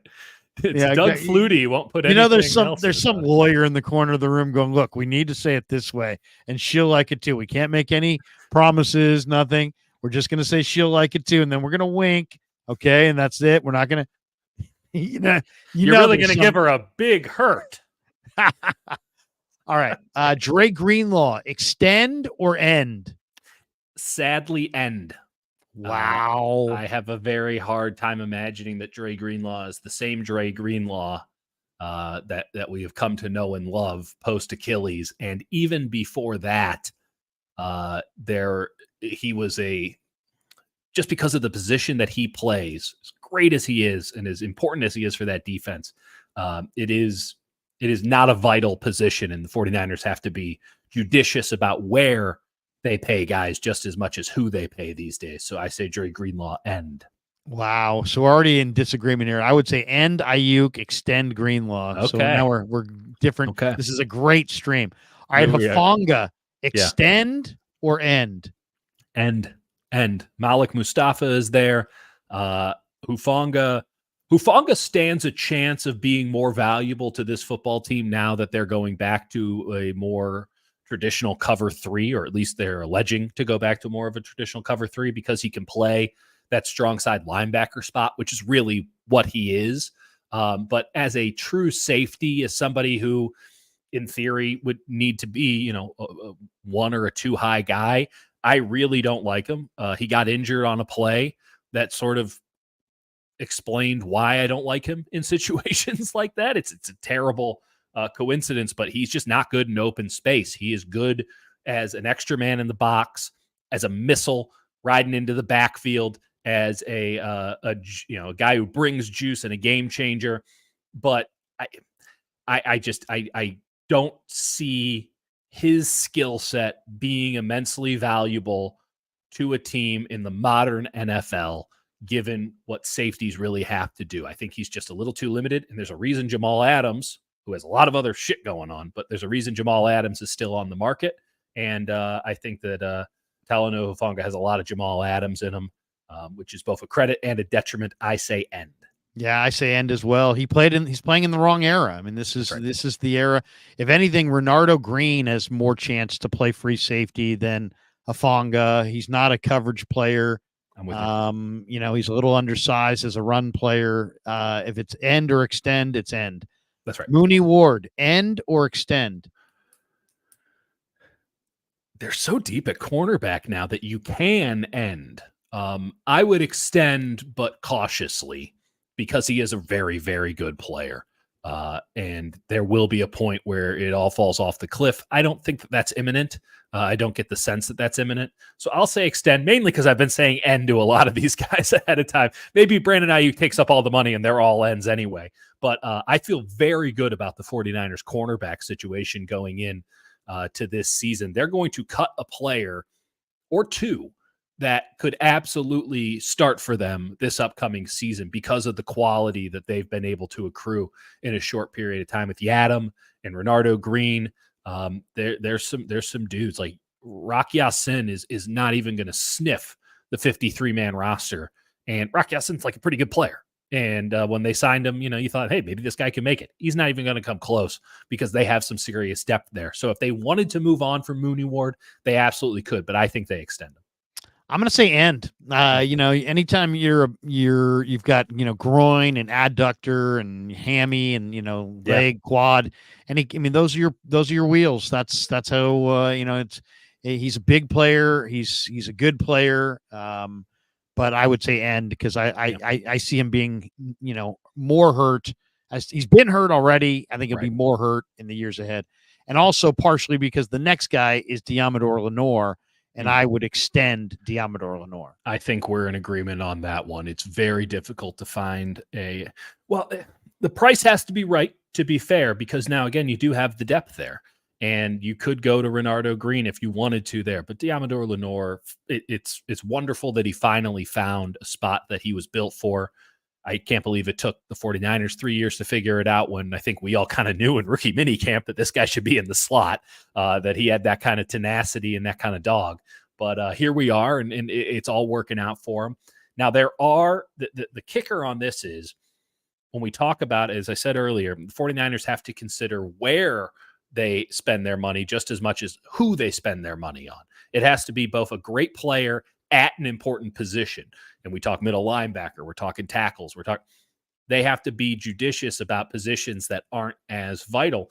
And nickel, it's not an every down player, even in this modern era. It's just not somebody who's every down. Deommodore Lenoir might be an every down player because you can slide him outside. But if you're strictly calling him a nickel, maybe that's not a place where the 49ers want to spend $10, $11, $12 million a year. And that's the going rate for very, very good nickelbacks these days. So while we're in agreement, extend them.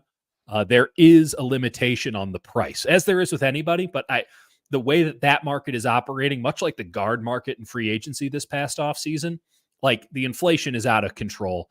And I think that the 49ers would have a pretty strict limit on how much they'd be willing to give Deommodore Lenoir just because of the position he actually plays. All right, that's 5. How about number 6 here? Aaron Banks, extend or end? I think you have to. I think it's extend. And I'm not the biggest Banks guy, but as I just mentioned, the guard market in free agency is just totally out of control. We have $20 million a year guards now, and that's just not an anomaly. That's going to be the norm from here on out. If you're a top guard in free agency, you're getting $20 million a year. Kyle Shanahan will not abide by that sort of a thing. So if he can get an average guard at a decent to even cheap price, he's just going to take it and lock it in. And so I think they extend Aaron Banks and at least feel as if they have some solidity on the left side, because they're probably going to be switching up at right guard, and they're probably going to be switching up at center here in the not too distant future. They got right tackle figured out. I don't know if it's actually figured out, but they feel pretty good about it. They feel very comfortable with left tackle. I think that they want to lock down at least 3 of the 5 spots on the offensive line, just have some certainty there, because it's going to be a carousel on the other 2 spots. So I have Greenlaw being extended, Lenoir being extended, and Banks being extended. Mm-hmm. You have Aiyuk being extended, Mooney being extended, Lenoir being extended, and Banks being extended. Is that right? That's right. And if I had to sacrifice one of those 4, I would say sacrifice Mooney. Just because, again, I can put 2 other guys in that spot today. I can start Renardo Green. I can start Yasmin. Like I can put either of them in there today. And that's not something I can say at nickel. Okay. let's hit a couple before we jump. And the Giants played today in Birmingham, Alabama. They honored Willie Mays, but they wound up losing the game. They fall to 36-40. They're 10.5 behind the Dodgers in the West. But the wild card is very much in their sights. They are, well, I guess they're a game and a half. They're a game and a half out of the wild card behind the Mets, the Cubs, the Nationals, the Pirates, the D-backs, the Padres, the Cardinals, and the Braves. The top three make two the wild card. There's two teams in the entire fucking National League, Larry, that are out of it. That's three. Reds, Rockies, and Marlins are beneath the Giants. The Reds are a game. The Reds have the exact same record as the Giants. They're a game and a half too. Yeah, they're exactly the same record. The Rockies and the Marlins are the only teams that are out. And shit, actually, the Rockies Reds could go on a run. Reds are one game up in the loss column. I mean, it's like, Giants. But yeah, Rockies and Marlins are done. Everybody else is alive in the National League. So, I mean, I guess that's good for the Giants. When I joked that Rob Manfred was trying to get every team in baseball to be 81-81, I didn't think they would take it seriously. I mean, this is absurd, because it's not just, okay, we know the Giants are mediocre. We know that they're just like kind of boring outside of Elliot Ramos. Like we know all this. Every other team in baseball is the exact same way right now. I had somebody text me today where it's like, this game at Rickwood Stadium is really cool. Imagine if there were like fun baseball teams in it instead of the Cardinals and the Giants. And my response was legitimate. What fun baseball teams? Where are they, Larry? Well, there's the Phillies, the Yankees, the Dodgers. That's it. I mean, the Dodgers. Yeah, maybe three. You got three good baseball. You got three teams that are trying, and everyone else looking to be 84 and 79 or 70. Like it's ugly. Do you think the NBA is bad with all the teams making the playoffs? I mean, this is just a race to the middle, and it's disgusting. Oh, it's like a bad horse race with a slow pace filled with horses that can't close. You know what I mean? It's like it's an unbelievable nightmare of a deal. But here's the question. Yeah. There was an MLB or a Bleacher Report article today going through, it was entitled Major League Baseball hitters. The 10 best hitters or 20 best hitters will be available at the trade deadline. And I'm like, well, you know what? The Giants are getting Robbie Ray back. They're getting Alex Cobb back. They might be able to take Keaton Wynn and they got to do something with Hicks and put those guys in the bullpen. And then they're going to have even a deeper bullpen. So pitching wise, I think they're all right. Defense, whatever. But offense, they definitely could use a little bit more offense. And if you look around, they got Chapman at third. He's staying. Wisely's playing a pretty good short. Tyro's at second. He's your Willie Mack Award winner. Bailey's behind the plate. And Lamont Wade eventually would come back to play first. You got Flores. The only real spot that you maybe could have a player be first, maybe short, but I don't see them getting a shortstop. There are no shortstops. Right. But the outfield, they could potentially add a bat in the outfield. Anyway, here are the most interesting bats available by trade at the deadline. And you tell me if you want to make a big play for any of these guys. And there's some interesting names here. Yeah. I'll throw all the names and then you tell me. Lay it on me, baby. Luis Robert from the White Sox, Pete Alonso, the first baseman for the Mets, Bo Bichette, shortstop with Toronto, Vlad Guerrero Jr., first baseman or third baseman, Toronto, Harrison Bader, center fielder with the Mets. Yeah, good player. Dylan Carlson, outfielder with the Cardinals, who's from Elk Grove. Jake McCarthy, whose brother is in the Giants organization, and he would give the Giants a lot of speed, Diamondbacks. Yeah. Randy Arozarena from Tampa Bay. Jazz Chisholm from the Marlins. Yeah. Brent Rooker, who's the former Twin, who's now in Oakland and has come to life. Yeah. And Kyle Tucker, Kyle Tucker rakes. Well, how is Kyle Tucker on that list?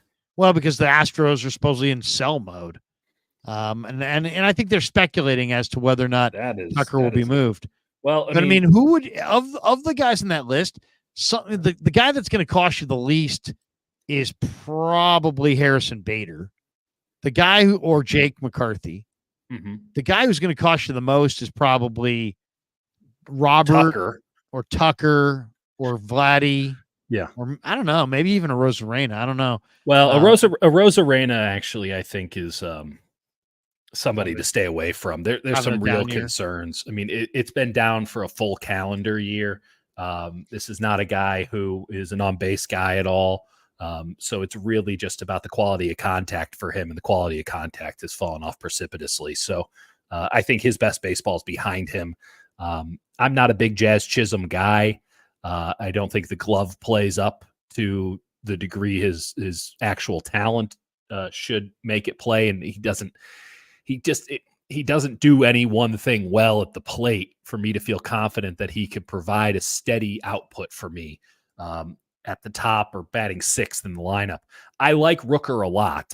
I think Rooker you look at a lot of the underlying metrics, this guy is one of the best hitters in baseball. The issue is that he has the strikeout thing. So we're effectively getting a no defense Matt Chapman, right? Because he just hits the living piss out of the ball, but he goes on these wild hot and cold streaks. And when he's hot, there's no one hotter in baseball. And when he's cold, there's no one colder in baseball. It's the same shit with Matt Chapman. So now you're adding another one in there. Maybe they cancel each other out. Maybe they've found a balance and one is hot and one is cold. And you have, this incredible player, at least one of them all at the same time. But there's a risk there. Don't touch Bo Bichette. He's a slap hitter. There's something way off with his approach. I don't think not a great defender. No, he's a subpar defender at shortstop. So he could be a Whit Merrifield and be the world's best utility player. But you're not paying him like that, and you're certainly giving up more prospects than that should be. I think the Vladdy possibility is wildly enticing. I'm not sure he's worth what he would cost in prospects, because again, we just mentioned it, like so many teams are in it. There will be nothing but buyers. This is such a great seller's market that if Toronto does say, and by the way, Toronto, 5.5 games back on the wild card in the AL this season. Like if Toronto does decide to sell, there's going to be so many teams in there. It's just going to drive the price up and up and up. I'm wary of going all in on a guy like Vladimir Guerrero Jr., just as I'm wary of going all in on Luis Robert. If I had to choose between the two of them, because I don't think Pete Alonso would re-sign with the Giants. I think he'd go right back to the East Coast and sign with the Yankees. So I don't want to give up the farm system to get a rental, because the Giants aren't winning the World Series this year. So what the hell are we doing? Renting out a guy like Pete Alonso and giving up a Carson Wisenhunt or, a really good prospect. Well, let's be honest. The Giants are trying to find somebody that's willing to take their money long-term. So it's all about just building relationships. They're just trying to figure out a way to do it, whether it's via trade market or free agent market. I mean, I hear what you're saying. Alonso's likely to go back east again, but you never know. I mean, we know the Giants' game plan, if they acquired him, would to try to be to sign him. Right. But this is why I would go to Robert, which I'm sure is music to your ears of all these options, because I do not believe for 1/2 second that Kyle Tucker is available via trade. If it is Kyle Tucker, get Kyle Tucker. That's not even a question. He is a level or two better, or 5 in some cases better, than every player on this list. And that includes Luis Robert and Vladimir Guerrero Jr. Robert, though, is under team control for multiple years beyond this. So you have a longer runway to convince him to sign. You could get that new contract on the books the day he shows up in San Francisco. That would be marvelous. That would be what a win for the San Francisco Giants. But you could also figure it out in 6 months or in a year or in 18 months. You have time to work on it and really put the full court press on him. And even if you don't get him to sign long-term, whether it's because he doesn't perform well or he just doesn't want to stay here, at least you had a little bit of a runway with him as well that aligns with some of these contracts that they just gave out to Snell and Chapman and a lot of the guys where they feel like they can win now. So I would go with Robert, even knowing the risk that this dude just doesn't play enough to maybe justify an all-in. That's almost negated by the fact that he still has some serious term left on his contract, and those are prime years that are already under team control. So I'd go Luis Robert. I'd go Vladdy. I just think he's box office, and I think the Giants could really use some juice in the stadium, and I think he would provide that. I think he would, rekindle his offense. He's 25. I mean, I think he's got 5 really good years. I'd go Vladdy. All right, couple NBA thoughts, and then we'll jump. Some big NBA headlines today. I mean, the Lakers brought back hired JJ Redick as their new coach. It does feel like they brought him back, like they hired him a week or two ago. Yeah, I mean, seriously, they brought him back Hurley, I guess, said no to them. So they went to JJ Redick. Also, Malik Monk is staying with the Kings, $78 million deal. I'm happy for Kings fans. I think Malik Monk should stay there. The Bulls traded Alex Caruso to OKC Thunder for Josh Giddey. Thought that was kind of interesting. It's a wild deal. Any of those three NBA stories, which one excites you? Any of them?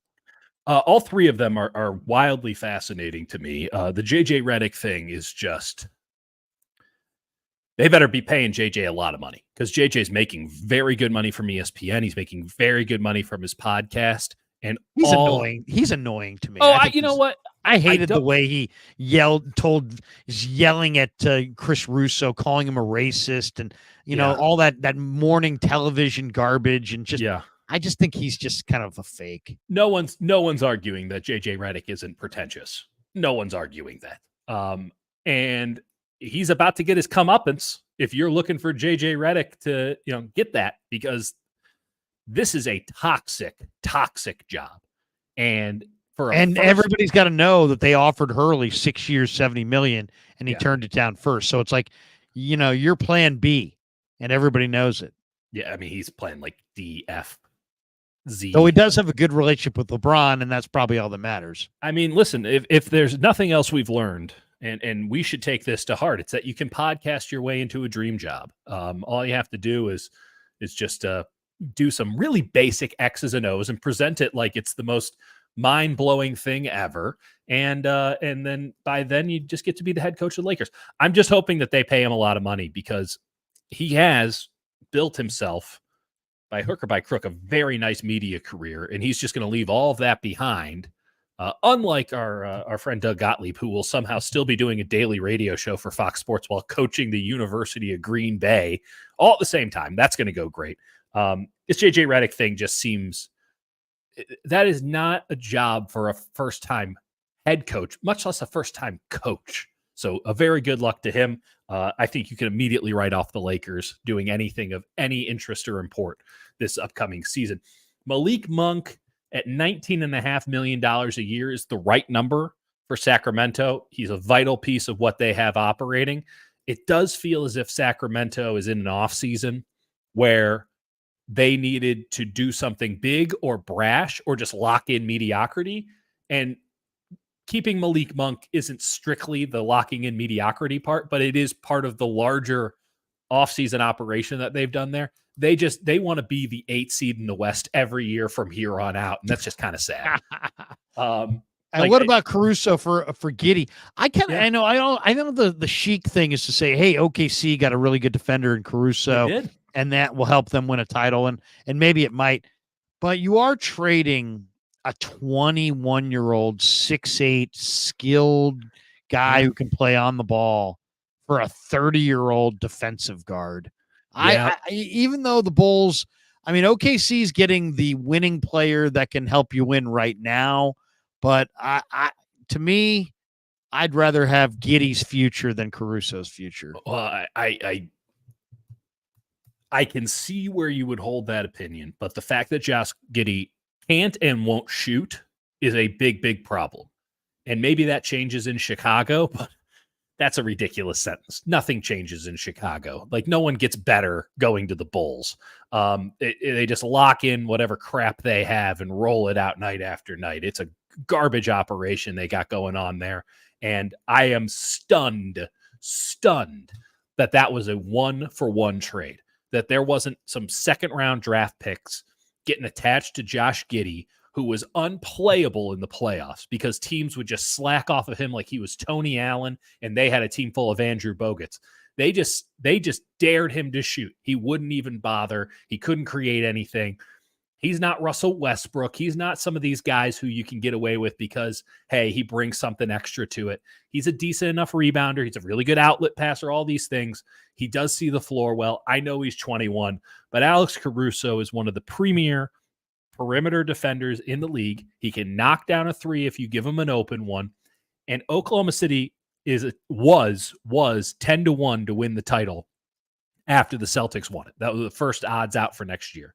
And I told anyone who would listen, pound 10-1, because OKC isn't just, they're already there.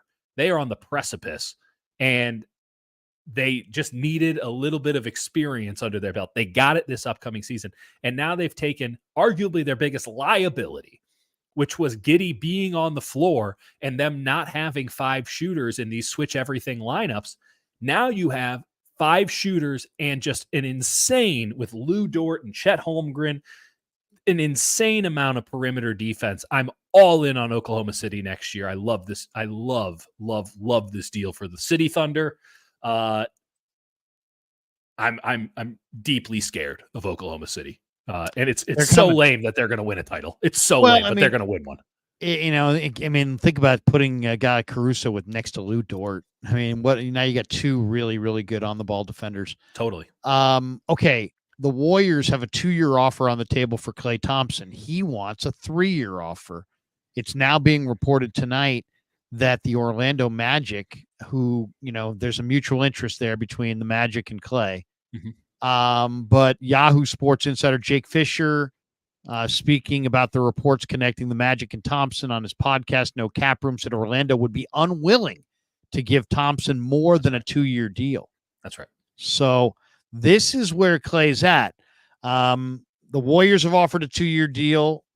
Orlando's offered a 2-year deal. I don't know what money Golden State's offered. I think Golden State is hoping he goes somewhere else. That's my thought. But what do you think? What's going to happen with Klay Thompson? Should the Warriors, bow to him and go to the 3rd year and keep him in the fold, or should they, wave goodbye and kind of stick with their 2-year offer and maybe hope somebody gobbles him up? The downside here is if he leaves, you're not going to be able to take his salary slot and replace him. Yeah. So it's a step back. The team will not be better for having lost Klay Thompson. They'll essentially be more fiscally, they'll be more fiscally sound, and it will help them in their attempts to, avoid the repeater tax, which is clearly a priority, but it doesn't help them win a title. It doesn't help them build a team to, contend. Mm-hmm. What do you think? Golden State's got a 2-year offer on the table. Should they hang with that, or should they up it to 3? They don't have to do anything because they have the default offer for Klay Thompson. Klay Thompson is going to test free agency. And what he is looking for is a team like the 76ers or the Magic or the Thunder to come in and give him a 3-year deal. And if Orlando is not interested in giving him a 3-year deal, then the Warriors don't have to up any offer. I think the Warriors would go to 3 if someone offered Klay 3. Because I don't think the money is going to be different from what the Warriors are offering him to what any other team will offer. It's just a question on if he can get that 3rd year guaranteed or player option on a contract from another team.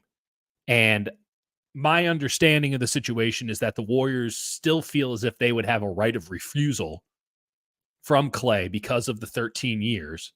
While it's not inscribed and he doesn't have to do anything, that he would come back to the Warriors and say, here's my best offer. Can you match it?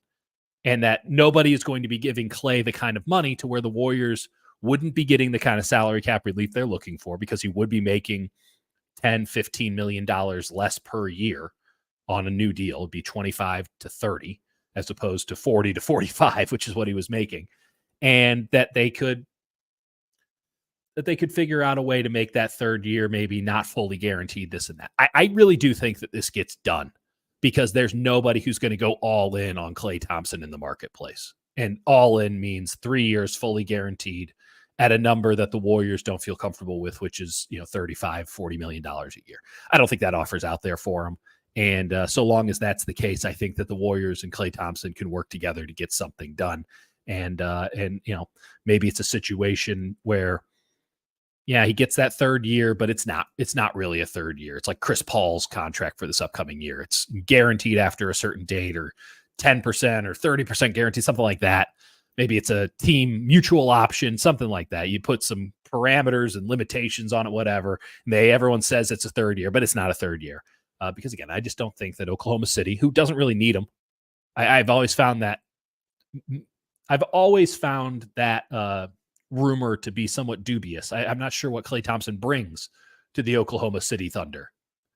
I guess experience. That's cool. I mean, Alex Caruso's won a title too. He just got him. I mean, yeah, experience. He's been there. Maybe he plays big in some big games. I don't know. I mean, is that worth $30-40 million a year to them? I don't think so. I don't think so. I get it for the Magic.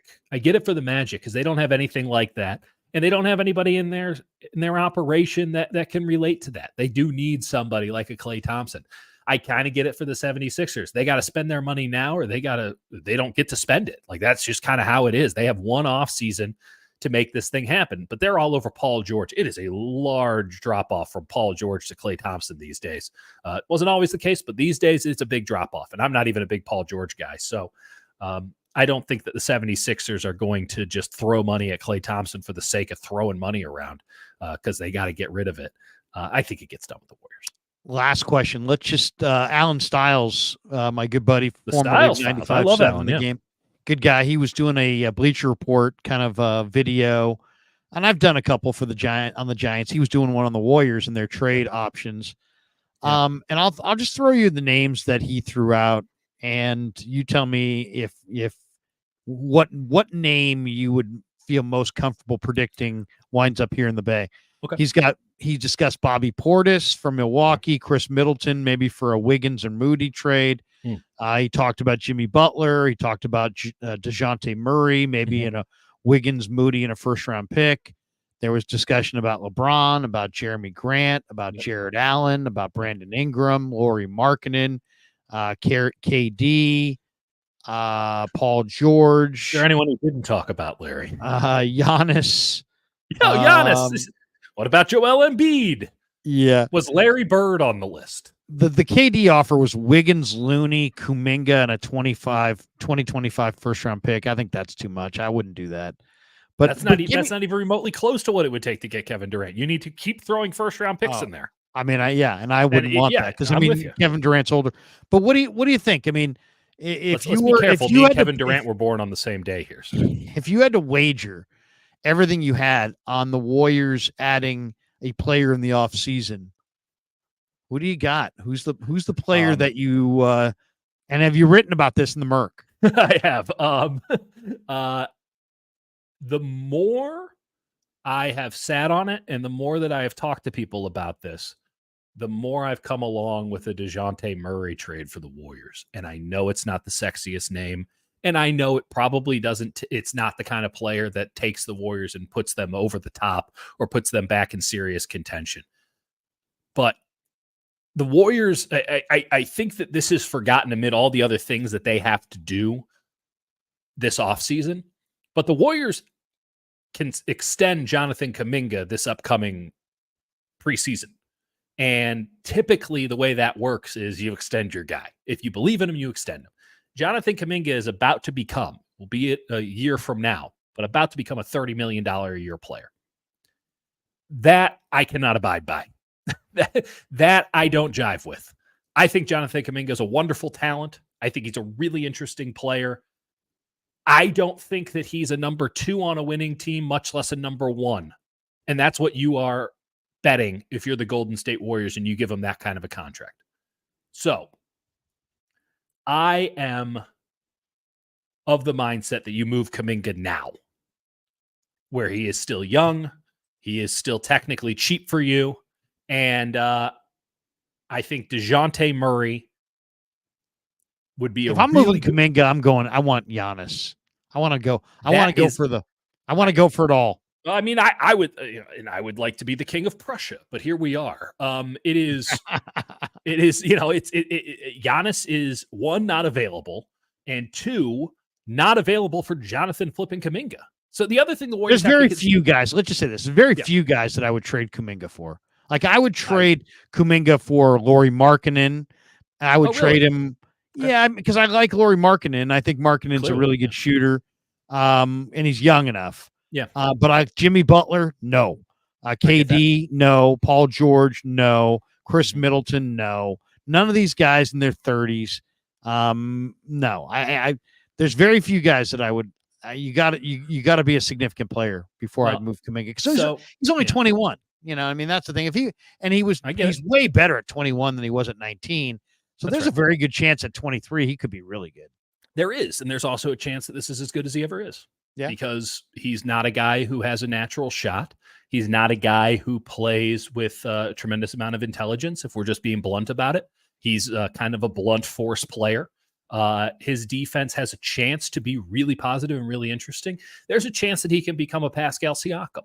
And that's a very valuable player, so long as you have a Tyrese Halliburton and a Miles Turner and Bennett Mathurin, and you have really good players. Like that's a really good player. But he cannot be the epicenter of the future Golden State Warriors. And again, when you buy in at this juncture at 21 years old, at $30 million for the next 4 years, at 21 years old, you are saying this guy is our future. And that is not a future I want to see. Whereas I would much rather, if Jonathan Kuminga is the best player that you have in the year 2027, you're winning 27 basketball games in a season. Like that's how that goes. I'm not sure if it is that. Would you trade him for though? I mean, I would trade him for pretty Murray. Young. I would trade him for Murray. I would make the bet that Jonathan Kuminga does not ascend to anything close to all-star superstardom, and I take the one in the hand as opposed to the two in the bush, and I go for Murray. Does DeJounte Murray start opposite Steph? Yes, very much so. And he closes, more importantly, because DeJounte Murray... Doesn't that make them give him a smallish backcourt, though? Well, Isn't he like 6'4", 6'5"? They just rolled with Chris Paul and Steph Curry, so I'm not not sure. I mean, but I'm just saying that 6'5" with a 6'9", 6'10" wingspan. He can guard the opposing team's point guard, and he can do it at a very high level. This is a guy who's been in the running for Defensive Player of the Year before on the perimeter, and there's nothing more important in this game than being able to stop ball on the perimeter. Klay Thompson did it for a long time. Andrew Wiggins did it when they won the title. They haven't had anyone to stop the goddamn ball over the last 2 years, and it has been wildly apparent. So, listen, is Murray an ideal situation? No. And is there risk in this? Hell yeah. But Atlanta is in a position where they need to, they have the number one pick improbably. They went with this Murray and Trae Young thing after they inexplicably went to the Eastern Conference Finals in the no players in the arena year, or no fans in the arena year. Congratulations, you beat the Knicks in a 6-game series. Like, you should really bank the entire franchise on that. They need to get young. They need to rebrand. They need to shift everything. And their front office has completely shifted. We obviously know a few folks who moved over there with Landry Fields and all that.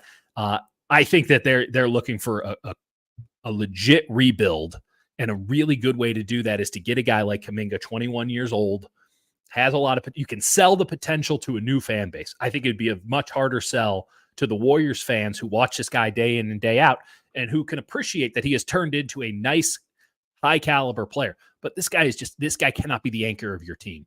There's maybe a world in which he's a number 2 on a very, very good team, but who would be the number 1? Whereas if you go and get DeJounte Murray at 27 years old, okay, maybe he's not that number 1, but he can at least give you a little bit of a bridge year or two until you can find that guy post Steph, post Draymond, post Clay, because I think Clay's going to stick around. And beyond that, you have somebody who you can slide in today to play opposite Steph Curry, to take some of the load off. He can run the second unit as a point guard. He shoots well enough. I think he's actually an underrated offensive player. He can guard the opposing team's point guard. You already have enough forwards. You're good. You don't need, at no point has anyone said this team really needs a Jonathan Kuminga. Like no one's like, what this team could really use is a stretch 4. They got enough of those. They're covered. That's not an issue. By the way, there's a million of those coming out every year with the Warriors system. What this team needs is someone who can stop the goddamn ball. There's not a lot of guys like that in the league. DeJounte Murray's one of them. So maybe you're selling Jonathan Kuminga for something that's not as sexy and exciting as you would like to sell him for. But I can tell you this flat out, Larry, having talked to a lot of people around the NBA for a long time and talked to them about this specific subject ad nauseum for the last few weeks and months. The Golden State Warriors seem to think that Jonathan Kuminga is a different player than every other team in the league thinks Jonathan Kuminga is. Nobody holds Jonathan Kuminga in higher esteem than the Golden State Warriors.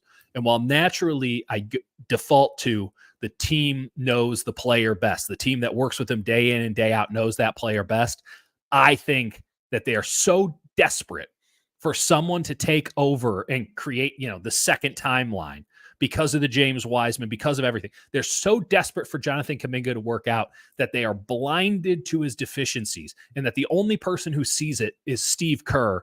And Steve Kerr is kind of between a rock and a hard place here. But when Steve hightails it out when his new contract's done, and when Steph leaves and Draymond goes to do TV and Klay Thompson's career is over and the old guard is out and you're left with Jonathan Kuminga, you are going to be begging that you traded for DeJounte Murray so you could have made something more of those couple of years you had with those four guys, as opposed to, well, at least now we have Jonathan Kuminga to fill Chase Center for all 27 wins this season. Hot damn, get your hot dogs and your $27 beers now. I don't think it's going to happen because I think the guy that loves Kuminga is Joe. I think that's Joe's right. Joe that's why it won't happen. And this is why I have to keep bringing up that they need to make this trade, because Joe does read. Joe, if you're listening, you don't have to do this. You don't have to do this. A couple of star chats and we'll jet. Zuka says trade BA for a good O lineman. Okay. I think he actually meant for a full O line, which that would be a hell of a trade. He also says trade BA for a defensive tackle or an offensive lineman. Listen, so there you go. No one on this show is going to tell you that the trenches don't matter, but I'm not sure that's an even trade. Yeah. I mean, depends who it is. We love our big nasty boys. MF says, does Farhan get credit for Elliot Ramos? Yeah. No. That would be a Sabian pick. We got this one from Tenjan Zhu. Says at Larry Krueger, twits something is on your channel attacking 49er faithful with sexual harassment and hate crime. Well, that seems like a really fun one, Larry. Good luck with that. Dieter, maybe we'll let you answer that one. Fuck you, Larry. MF says, damn, Elliot Ramos has 8 homers in the last 18 games. I love the San Francisco Elliot Ramos. So I do too. I also love the San Francisco Elliot Ramos. What's not to enjoy, except for that 29% strikeout rate? I'm a little bit concerned. But this I try not to pay attention to that. This dude is smacking the baseball, and what fun we're having, because the whole house is built on Elliot Ramos. Oh, he's got talent. MF says, heard Larry on Mad Dog Radio. That's right. I was on with JT the Brick earlier tonight on Mad Dog Radio. There you go. We like to be on the satellite. Mr. Irrelevant says, if the Niners do trade BA to the Steelers, I think they should pick up Minkah Fitzpatrick and a pick for BA. That would be interesting. Minkah's definitely a big time safety. MF says, will Farhan make a trade? I think he will. He will. Here's the problem, though. You're going to hate it, and it's going to be for two guys you don't know about. Exactly. That's the way it always goes. He says, how about Pavin Smith? He knows I love Pavin Smith of the Diamondbacks. So yes, I'm hoping for Pavin Smith. I think Pavin Smith's kind of underrated, to be honest. I agree with you to the point where I have to look up Pavin Smith's numbers. Larry, I'm in a very he had a walk-off against the Giants earlier this year, I believe. Yeah, he's 28 years old, from Jupiter, Florida, 6'2". Let's see what he did last year. I mean, this year, not much. I don't think so. Oh boy, Larry. That's what I'm saying. You can get him for nothing. I'd pick up Pavin Smith for nothing. I'm always down for a freebie. Can't beat that price, but he's doing okay this year. 133 OPS plus, but last year 77, year before that 89, year before that 98, and 100 is average. So that's a tough scene for a 28-year-old. Boogeyman throws an interesting name here. Okay. Oh, Miles Bridges is an unrestricted free agent. Isn't he? Doesn't he have domestic violence cases lingering or something like that? I mean, many. Yeah, so that's he's got a whole lot. I think that he may or may not have been exonerated, or at least settled. I do think there's been some resolution to those. It will not make the day of announcing him any easier. Strictly, though, I don't believe that they have any chance of getting him because he is an unrestricted free agent, and he's going to actually cost some money, and the Warriors can't give anyone serious money unless they let Chris Paul go. They waive Chris Paul. Klay Thompson leaves. Then they would actually be under the tax line and they could spend the the non-taxpayer mid-level exception, which is about $12.5 million. But Miles Bridges is a $25 million a year player. So the market would have to go. If you want a guy that you know his name that might actually end up being cheap, Jonas Valanciunas. Who's a big man. I mean, there's no question. He's a true old school throwback, gigantic body center. Good passer. Steve would love him. I'll tell you, there's two guys in the draft. There's really three guys in the draft that kind of intrigue me. Yeah. One of them's McLean from Duke, who's from Sacramento, who's probably going to go in the mid-teens or late teens. I just think he's a great shooter. I love what he's a 6'3", kind of. Is he a point? Is he an undersized 2? I don't know, but I love him. I forget his first name, but he can flat out shoot the ball.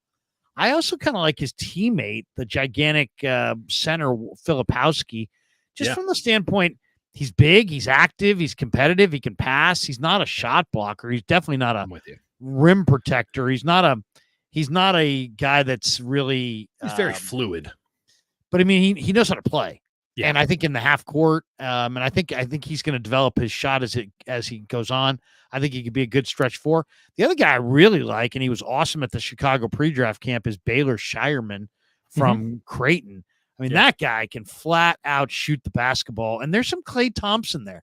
As far as there's a little bit more game there than just he's been deemed as like this awesome shooter that can't do anything else. There's more all-around game for Shireman. Yeah. He's got mid-range face-up game. He is a phenomenal shooter, probably the best pure sniper in this draft. He's a 6'7" 2 guard. He looked great in Chicago at the pre-draft camp, and a lot of scouts are saying that he kind of has shown more dimensions to his game. I like Shireman, I like Filipowski, and I like McLean.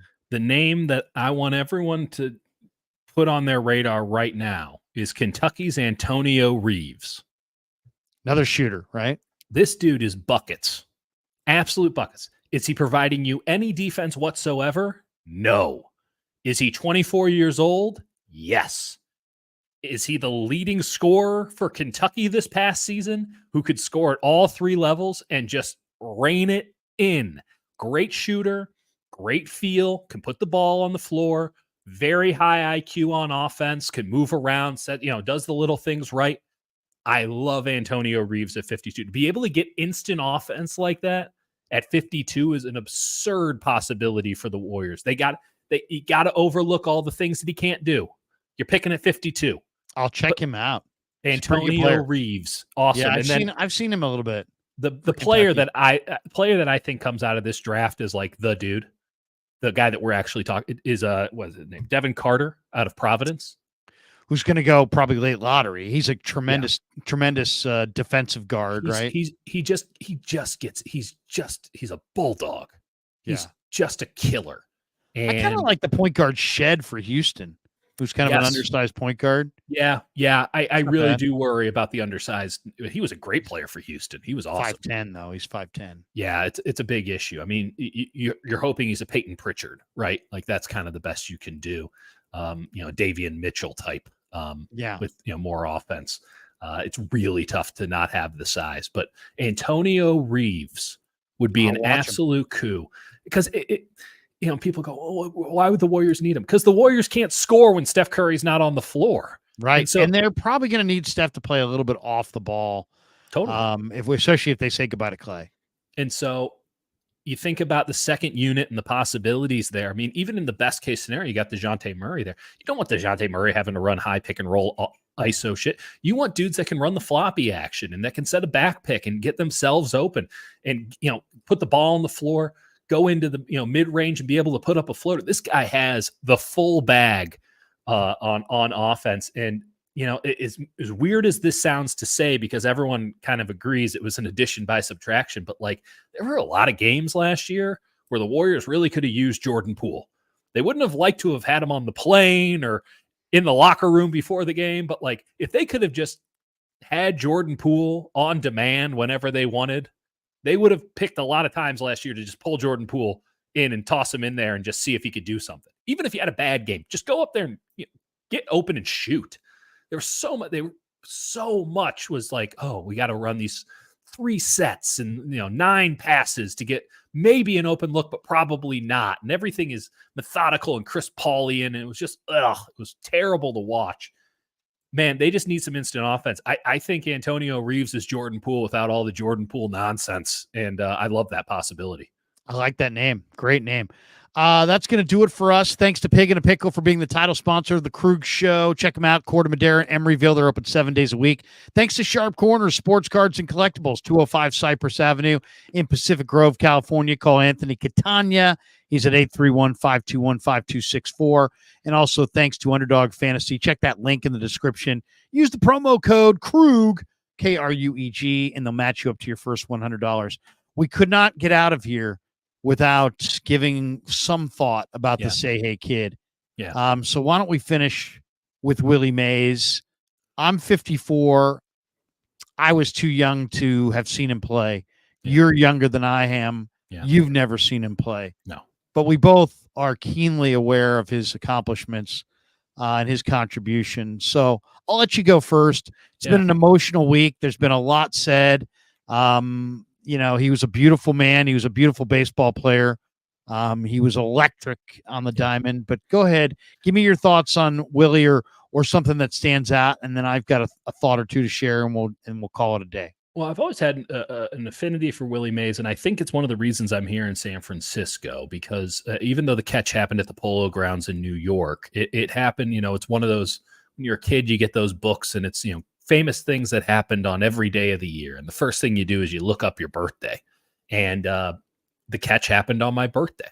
Wow. And I always found that to just be, there's no connection to anything, right? But I always just found that to be interesting. I could always tell you what day the catch happened on, because it was September 29th. That was my birthday. And I always felt this, it gave me this entry point into Willie Mays that I don't think most kids my age, one, would take, because they weren't dorks like me, but two, had that weird, loose Kevin Bacon-esque connection, right? Where it was just, this is something I want to look into. So I when I was very young, I spent a lot of time with Willie Mays. I remember, or not with him, but like reading about him and really studying Willie Mays. I wanted to be an expert on Willie Mays. And as someone who grew up idolizing Ken Griffey Jr., it was always fascinating to me how, my friends would talk about Junior, and certainly I spoke about him that way. I had the poster on the wall, all that stuff. But it was like, you think this guy's good? You should have checked out Willie Mays back in the day. He was doing everything Griffey's doing, but 25% better. And to have that kind of greatness and to be that uncontroversial in every other way, to be that, classy and straightforward of a man is a testament to just how one of one he was. I firmly believe that the world lost its greatest living baseball player when he died. I guess it's cool and interesting that, greatest living baseball player, whether you think it's Ricky Henderson or Barry Bonds, is still tied to the Bay Area now. I do not include Roger Clemens on that list, or Alex Rodriguez, but those are some other options for you. I think I'm going to go with Ricky or Bonds. And I know it's a very tough day for it's been a very tough week, and it might be a very tough rest of the season for the San Francisco Giants. It's somewhat tragic. He's 93. He lived a great life. And, I know that he passed peacefully. And so that's an incredibly positive development, that there wasn't, this pain and suffering at the end, that it was a beautiful and positive way for a beautiful and positive man to go. But it is sad that they didn't have the opportunity to celebrate him earlier this evening at Rickwood Field, even if he wasn't going to be there. And that was the plan. Even if it wasn't, to have that celebration of Willie Mays, because that was part of the plan while he was still alive. And so while all this incredible celebration he's more than worthy of it, it is really a shame that they didn't get that one last hurrah in there before he went. And I'm fascinated to see what else the Giants can do, because as much as I get on the Giants about a lot of stuff, both on the field and off the field, they've been first class about this all the way. And that's all you can be, because he was a first-class athlete, maybe the finest American athlete ever born, and a first-class man through and through. Yeah, I would. What really strikes me is just how baseball has evolved and the game has changed. Yeah. And, Willie did all the knowledge that he had was between his ears. And now, I saw it earlier in the game last year. Somebody was coming in. This was before maybe it was before the DH. They did a double switch and they switched out an outfielder, and the left fielder ran to the Giants dugout on the third base side, and a new left fielder ran out there. But then the new left fielder ran all the way to left field, but then ran all the way back to the dugout. And why was he running all the way back to the dugout? Because he forgot his cheat sheet flashcard that told him where to play everybody. And he couldn't play without his cheat sheet flashcard that he could look at between hitters. And I thought to myself, Willie Mays didn't have a flashcard. He just had that all in his head. And it just, there's something about that that's just so, it's like, are we, it's kind of like, you and I grew up in an era where we knew people's numbers. And then now that you have a cell phone, there's no reason to, I don't know I know my wife's number because it's like on our plan and we got the same prefix, but like, I don't know Kev's number. I don't know my daughter's number. I've called them constantly. I don't know my other son, my younger son's numbers. I don't know them. I don't know anybody's number anymore. I used to know everybody's number. That's right. I could recite everybody's number. And it's like the same thing now with baseball. It's like, Willie Mays knew how to play every hitter. Yeah. And now it's like nobody knows how to do anything unless they have it written down on a piece of paper in their back pocket. And it just kind of shows that Willie's genius as an athlete really kind of hid the fact that he was the ultimate thinking man's player. And it's like, it's rare that the ultimate thinking man's player was also a 5-tool guy with power, speed, and arm strength, and all these things that are readily apparent. But it's like listening to the people who played with him and the coaches and the managers that he played for and the people that lived through the era, it was like Willie was a genius. Yeah. And it wasn't like, he was an awesome athlete. No. He was an awesome athlete, and he was a genius. Yeah. And then a baseball genius. And he played the game with unbelievable amounts of passion and determination and fire. Pizzazz. So, you're talking about a guy who collapsed like multiple times in his career from playing so hard in the heat of the summer and those wool uniforms and the whole deal. So to me, more than anything, he was my dad's hero. My dad was very eloquent, but every time he would talk about Willie, he would just be like, simply the best. Simply the best. He was the best at everything. Everybody, there was a lot of great players, but they were all good, but he was just a little bit better at all those things. Yeah. And to me, Ray Ratto, when he came out on the documentary and he said, Willie Mays is the signature player of baseball's most talented era. And I think that's probably the best way to encapsulate his career. He played in an era where there was unbelievable amounts of talent, and yet he was the guy universally. That's pretty special. That's a really classic Ray Ratto, just getting right to the point there and absolutely nailing it. And the great thing about Willie Mays, and this is in all these other sports, we have this era versus that era. If Willie Mays was playing today, Shohei Ohtani would be making scraps compared to him. I mean, he'd still be the best player in the game. He would still anytime, any place, and he would have been, all the stuff that the modern athletes have as far as nutrition and weightlifting. He had this incredible passion. He would have taken advantage of those advantages, no question about it. And maybe he wouldn't have even had to. He was that much better. And think about this too. Yeah. Not to interrupt you, but if you took 2 years, I don't care what it is that you do, whether you're a radio guy or a baseball player, a doctor, a lawyer, garbage man, whether you work at a store, take 2 years off of your job and then come back and be better at it. That's what Willie Mays did.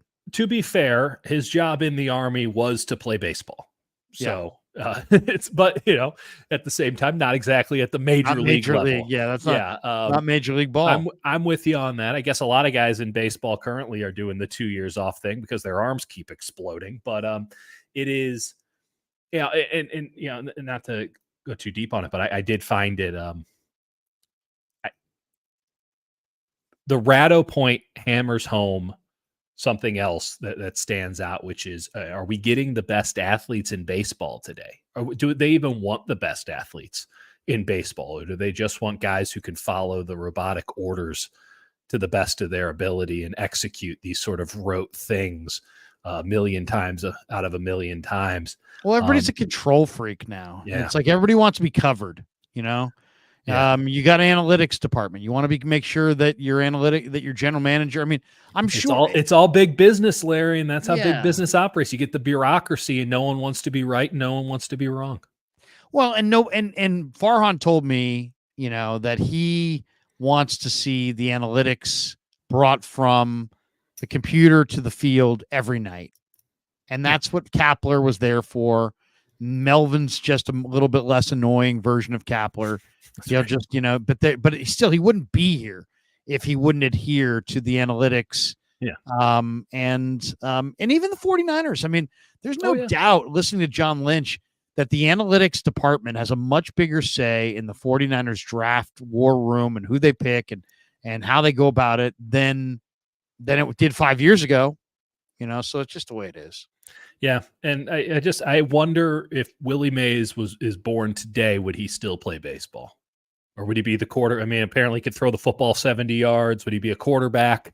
Would he be playing basketball? Shit, would they put him on skates? I don't know. He probably would be playing football. Probably be playing football. Probably playing quarterback for somebody in the SEC. Hey, make a lot of good money that way too. Yeah, seriously. That's going to do it for us. What do you got cooking the rest of the week, Dieter? I took the last 2 days off. It's been incredible. Big ups to just taking days off in the middle of the week. I'll write something in the next couple of days, and we'll get back into it. But next week's exciting. Not only do you get the Warriors in the draft, and day 2 happening. Is that next Thursday? Yeah, next Wednesday and Thursday. But then the Sharks drafting on Friday. Is it a 2-day draft? I'm sorry?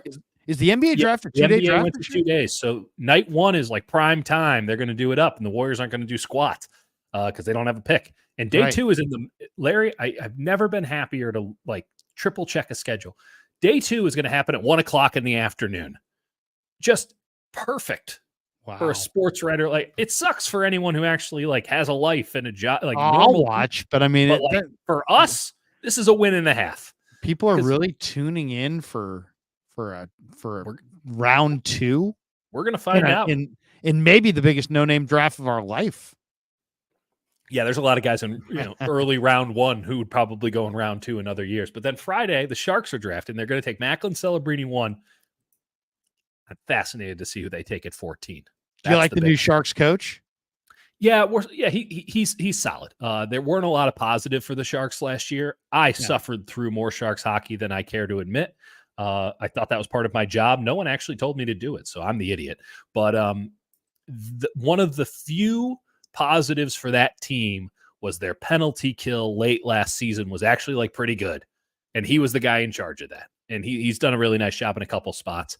It's kind of a dead man walking gig, as we saw with David Quinn. But he's young. He can grow into it with a team that's going to be young. A lot of reasons to be bullish on the Sharks, if for no other reason than they can't possibly get worse. They got the guy who ran the PK unit. Yeah. They're ready to roll. To be fair, he had a lot of interest from other teams. Sorry, I could go on for days, Larry. I got all right.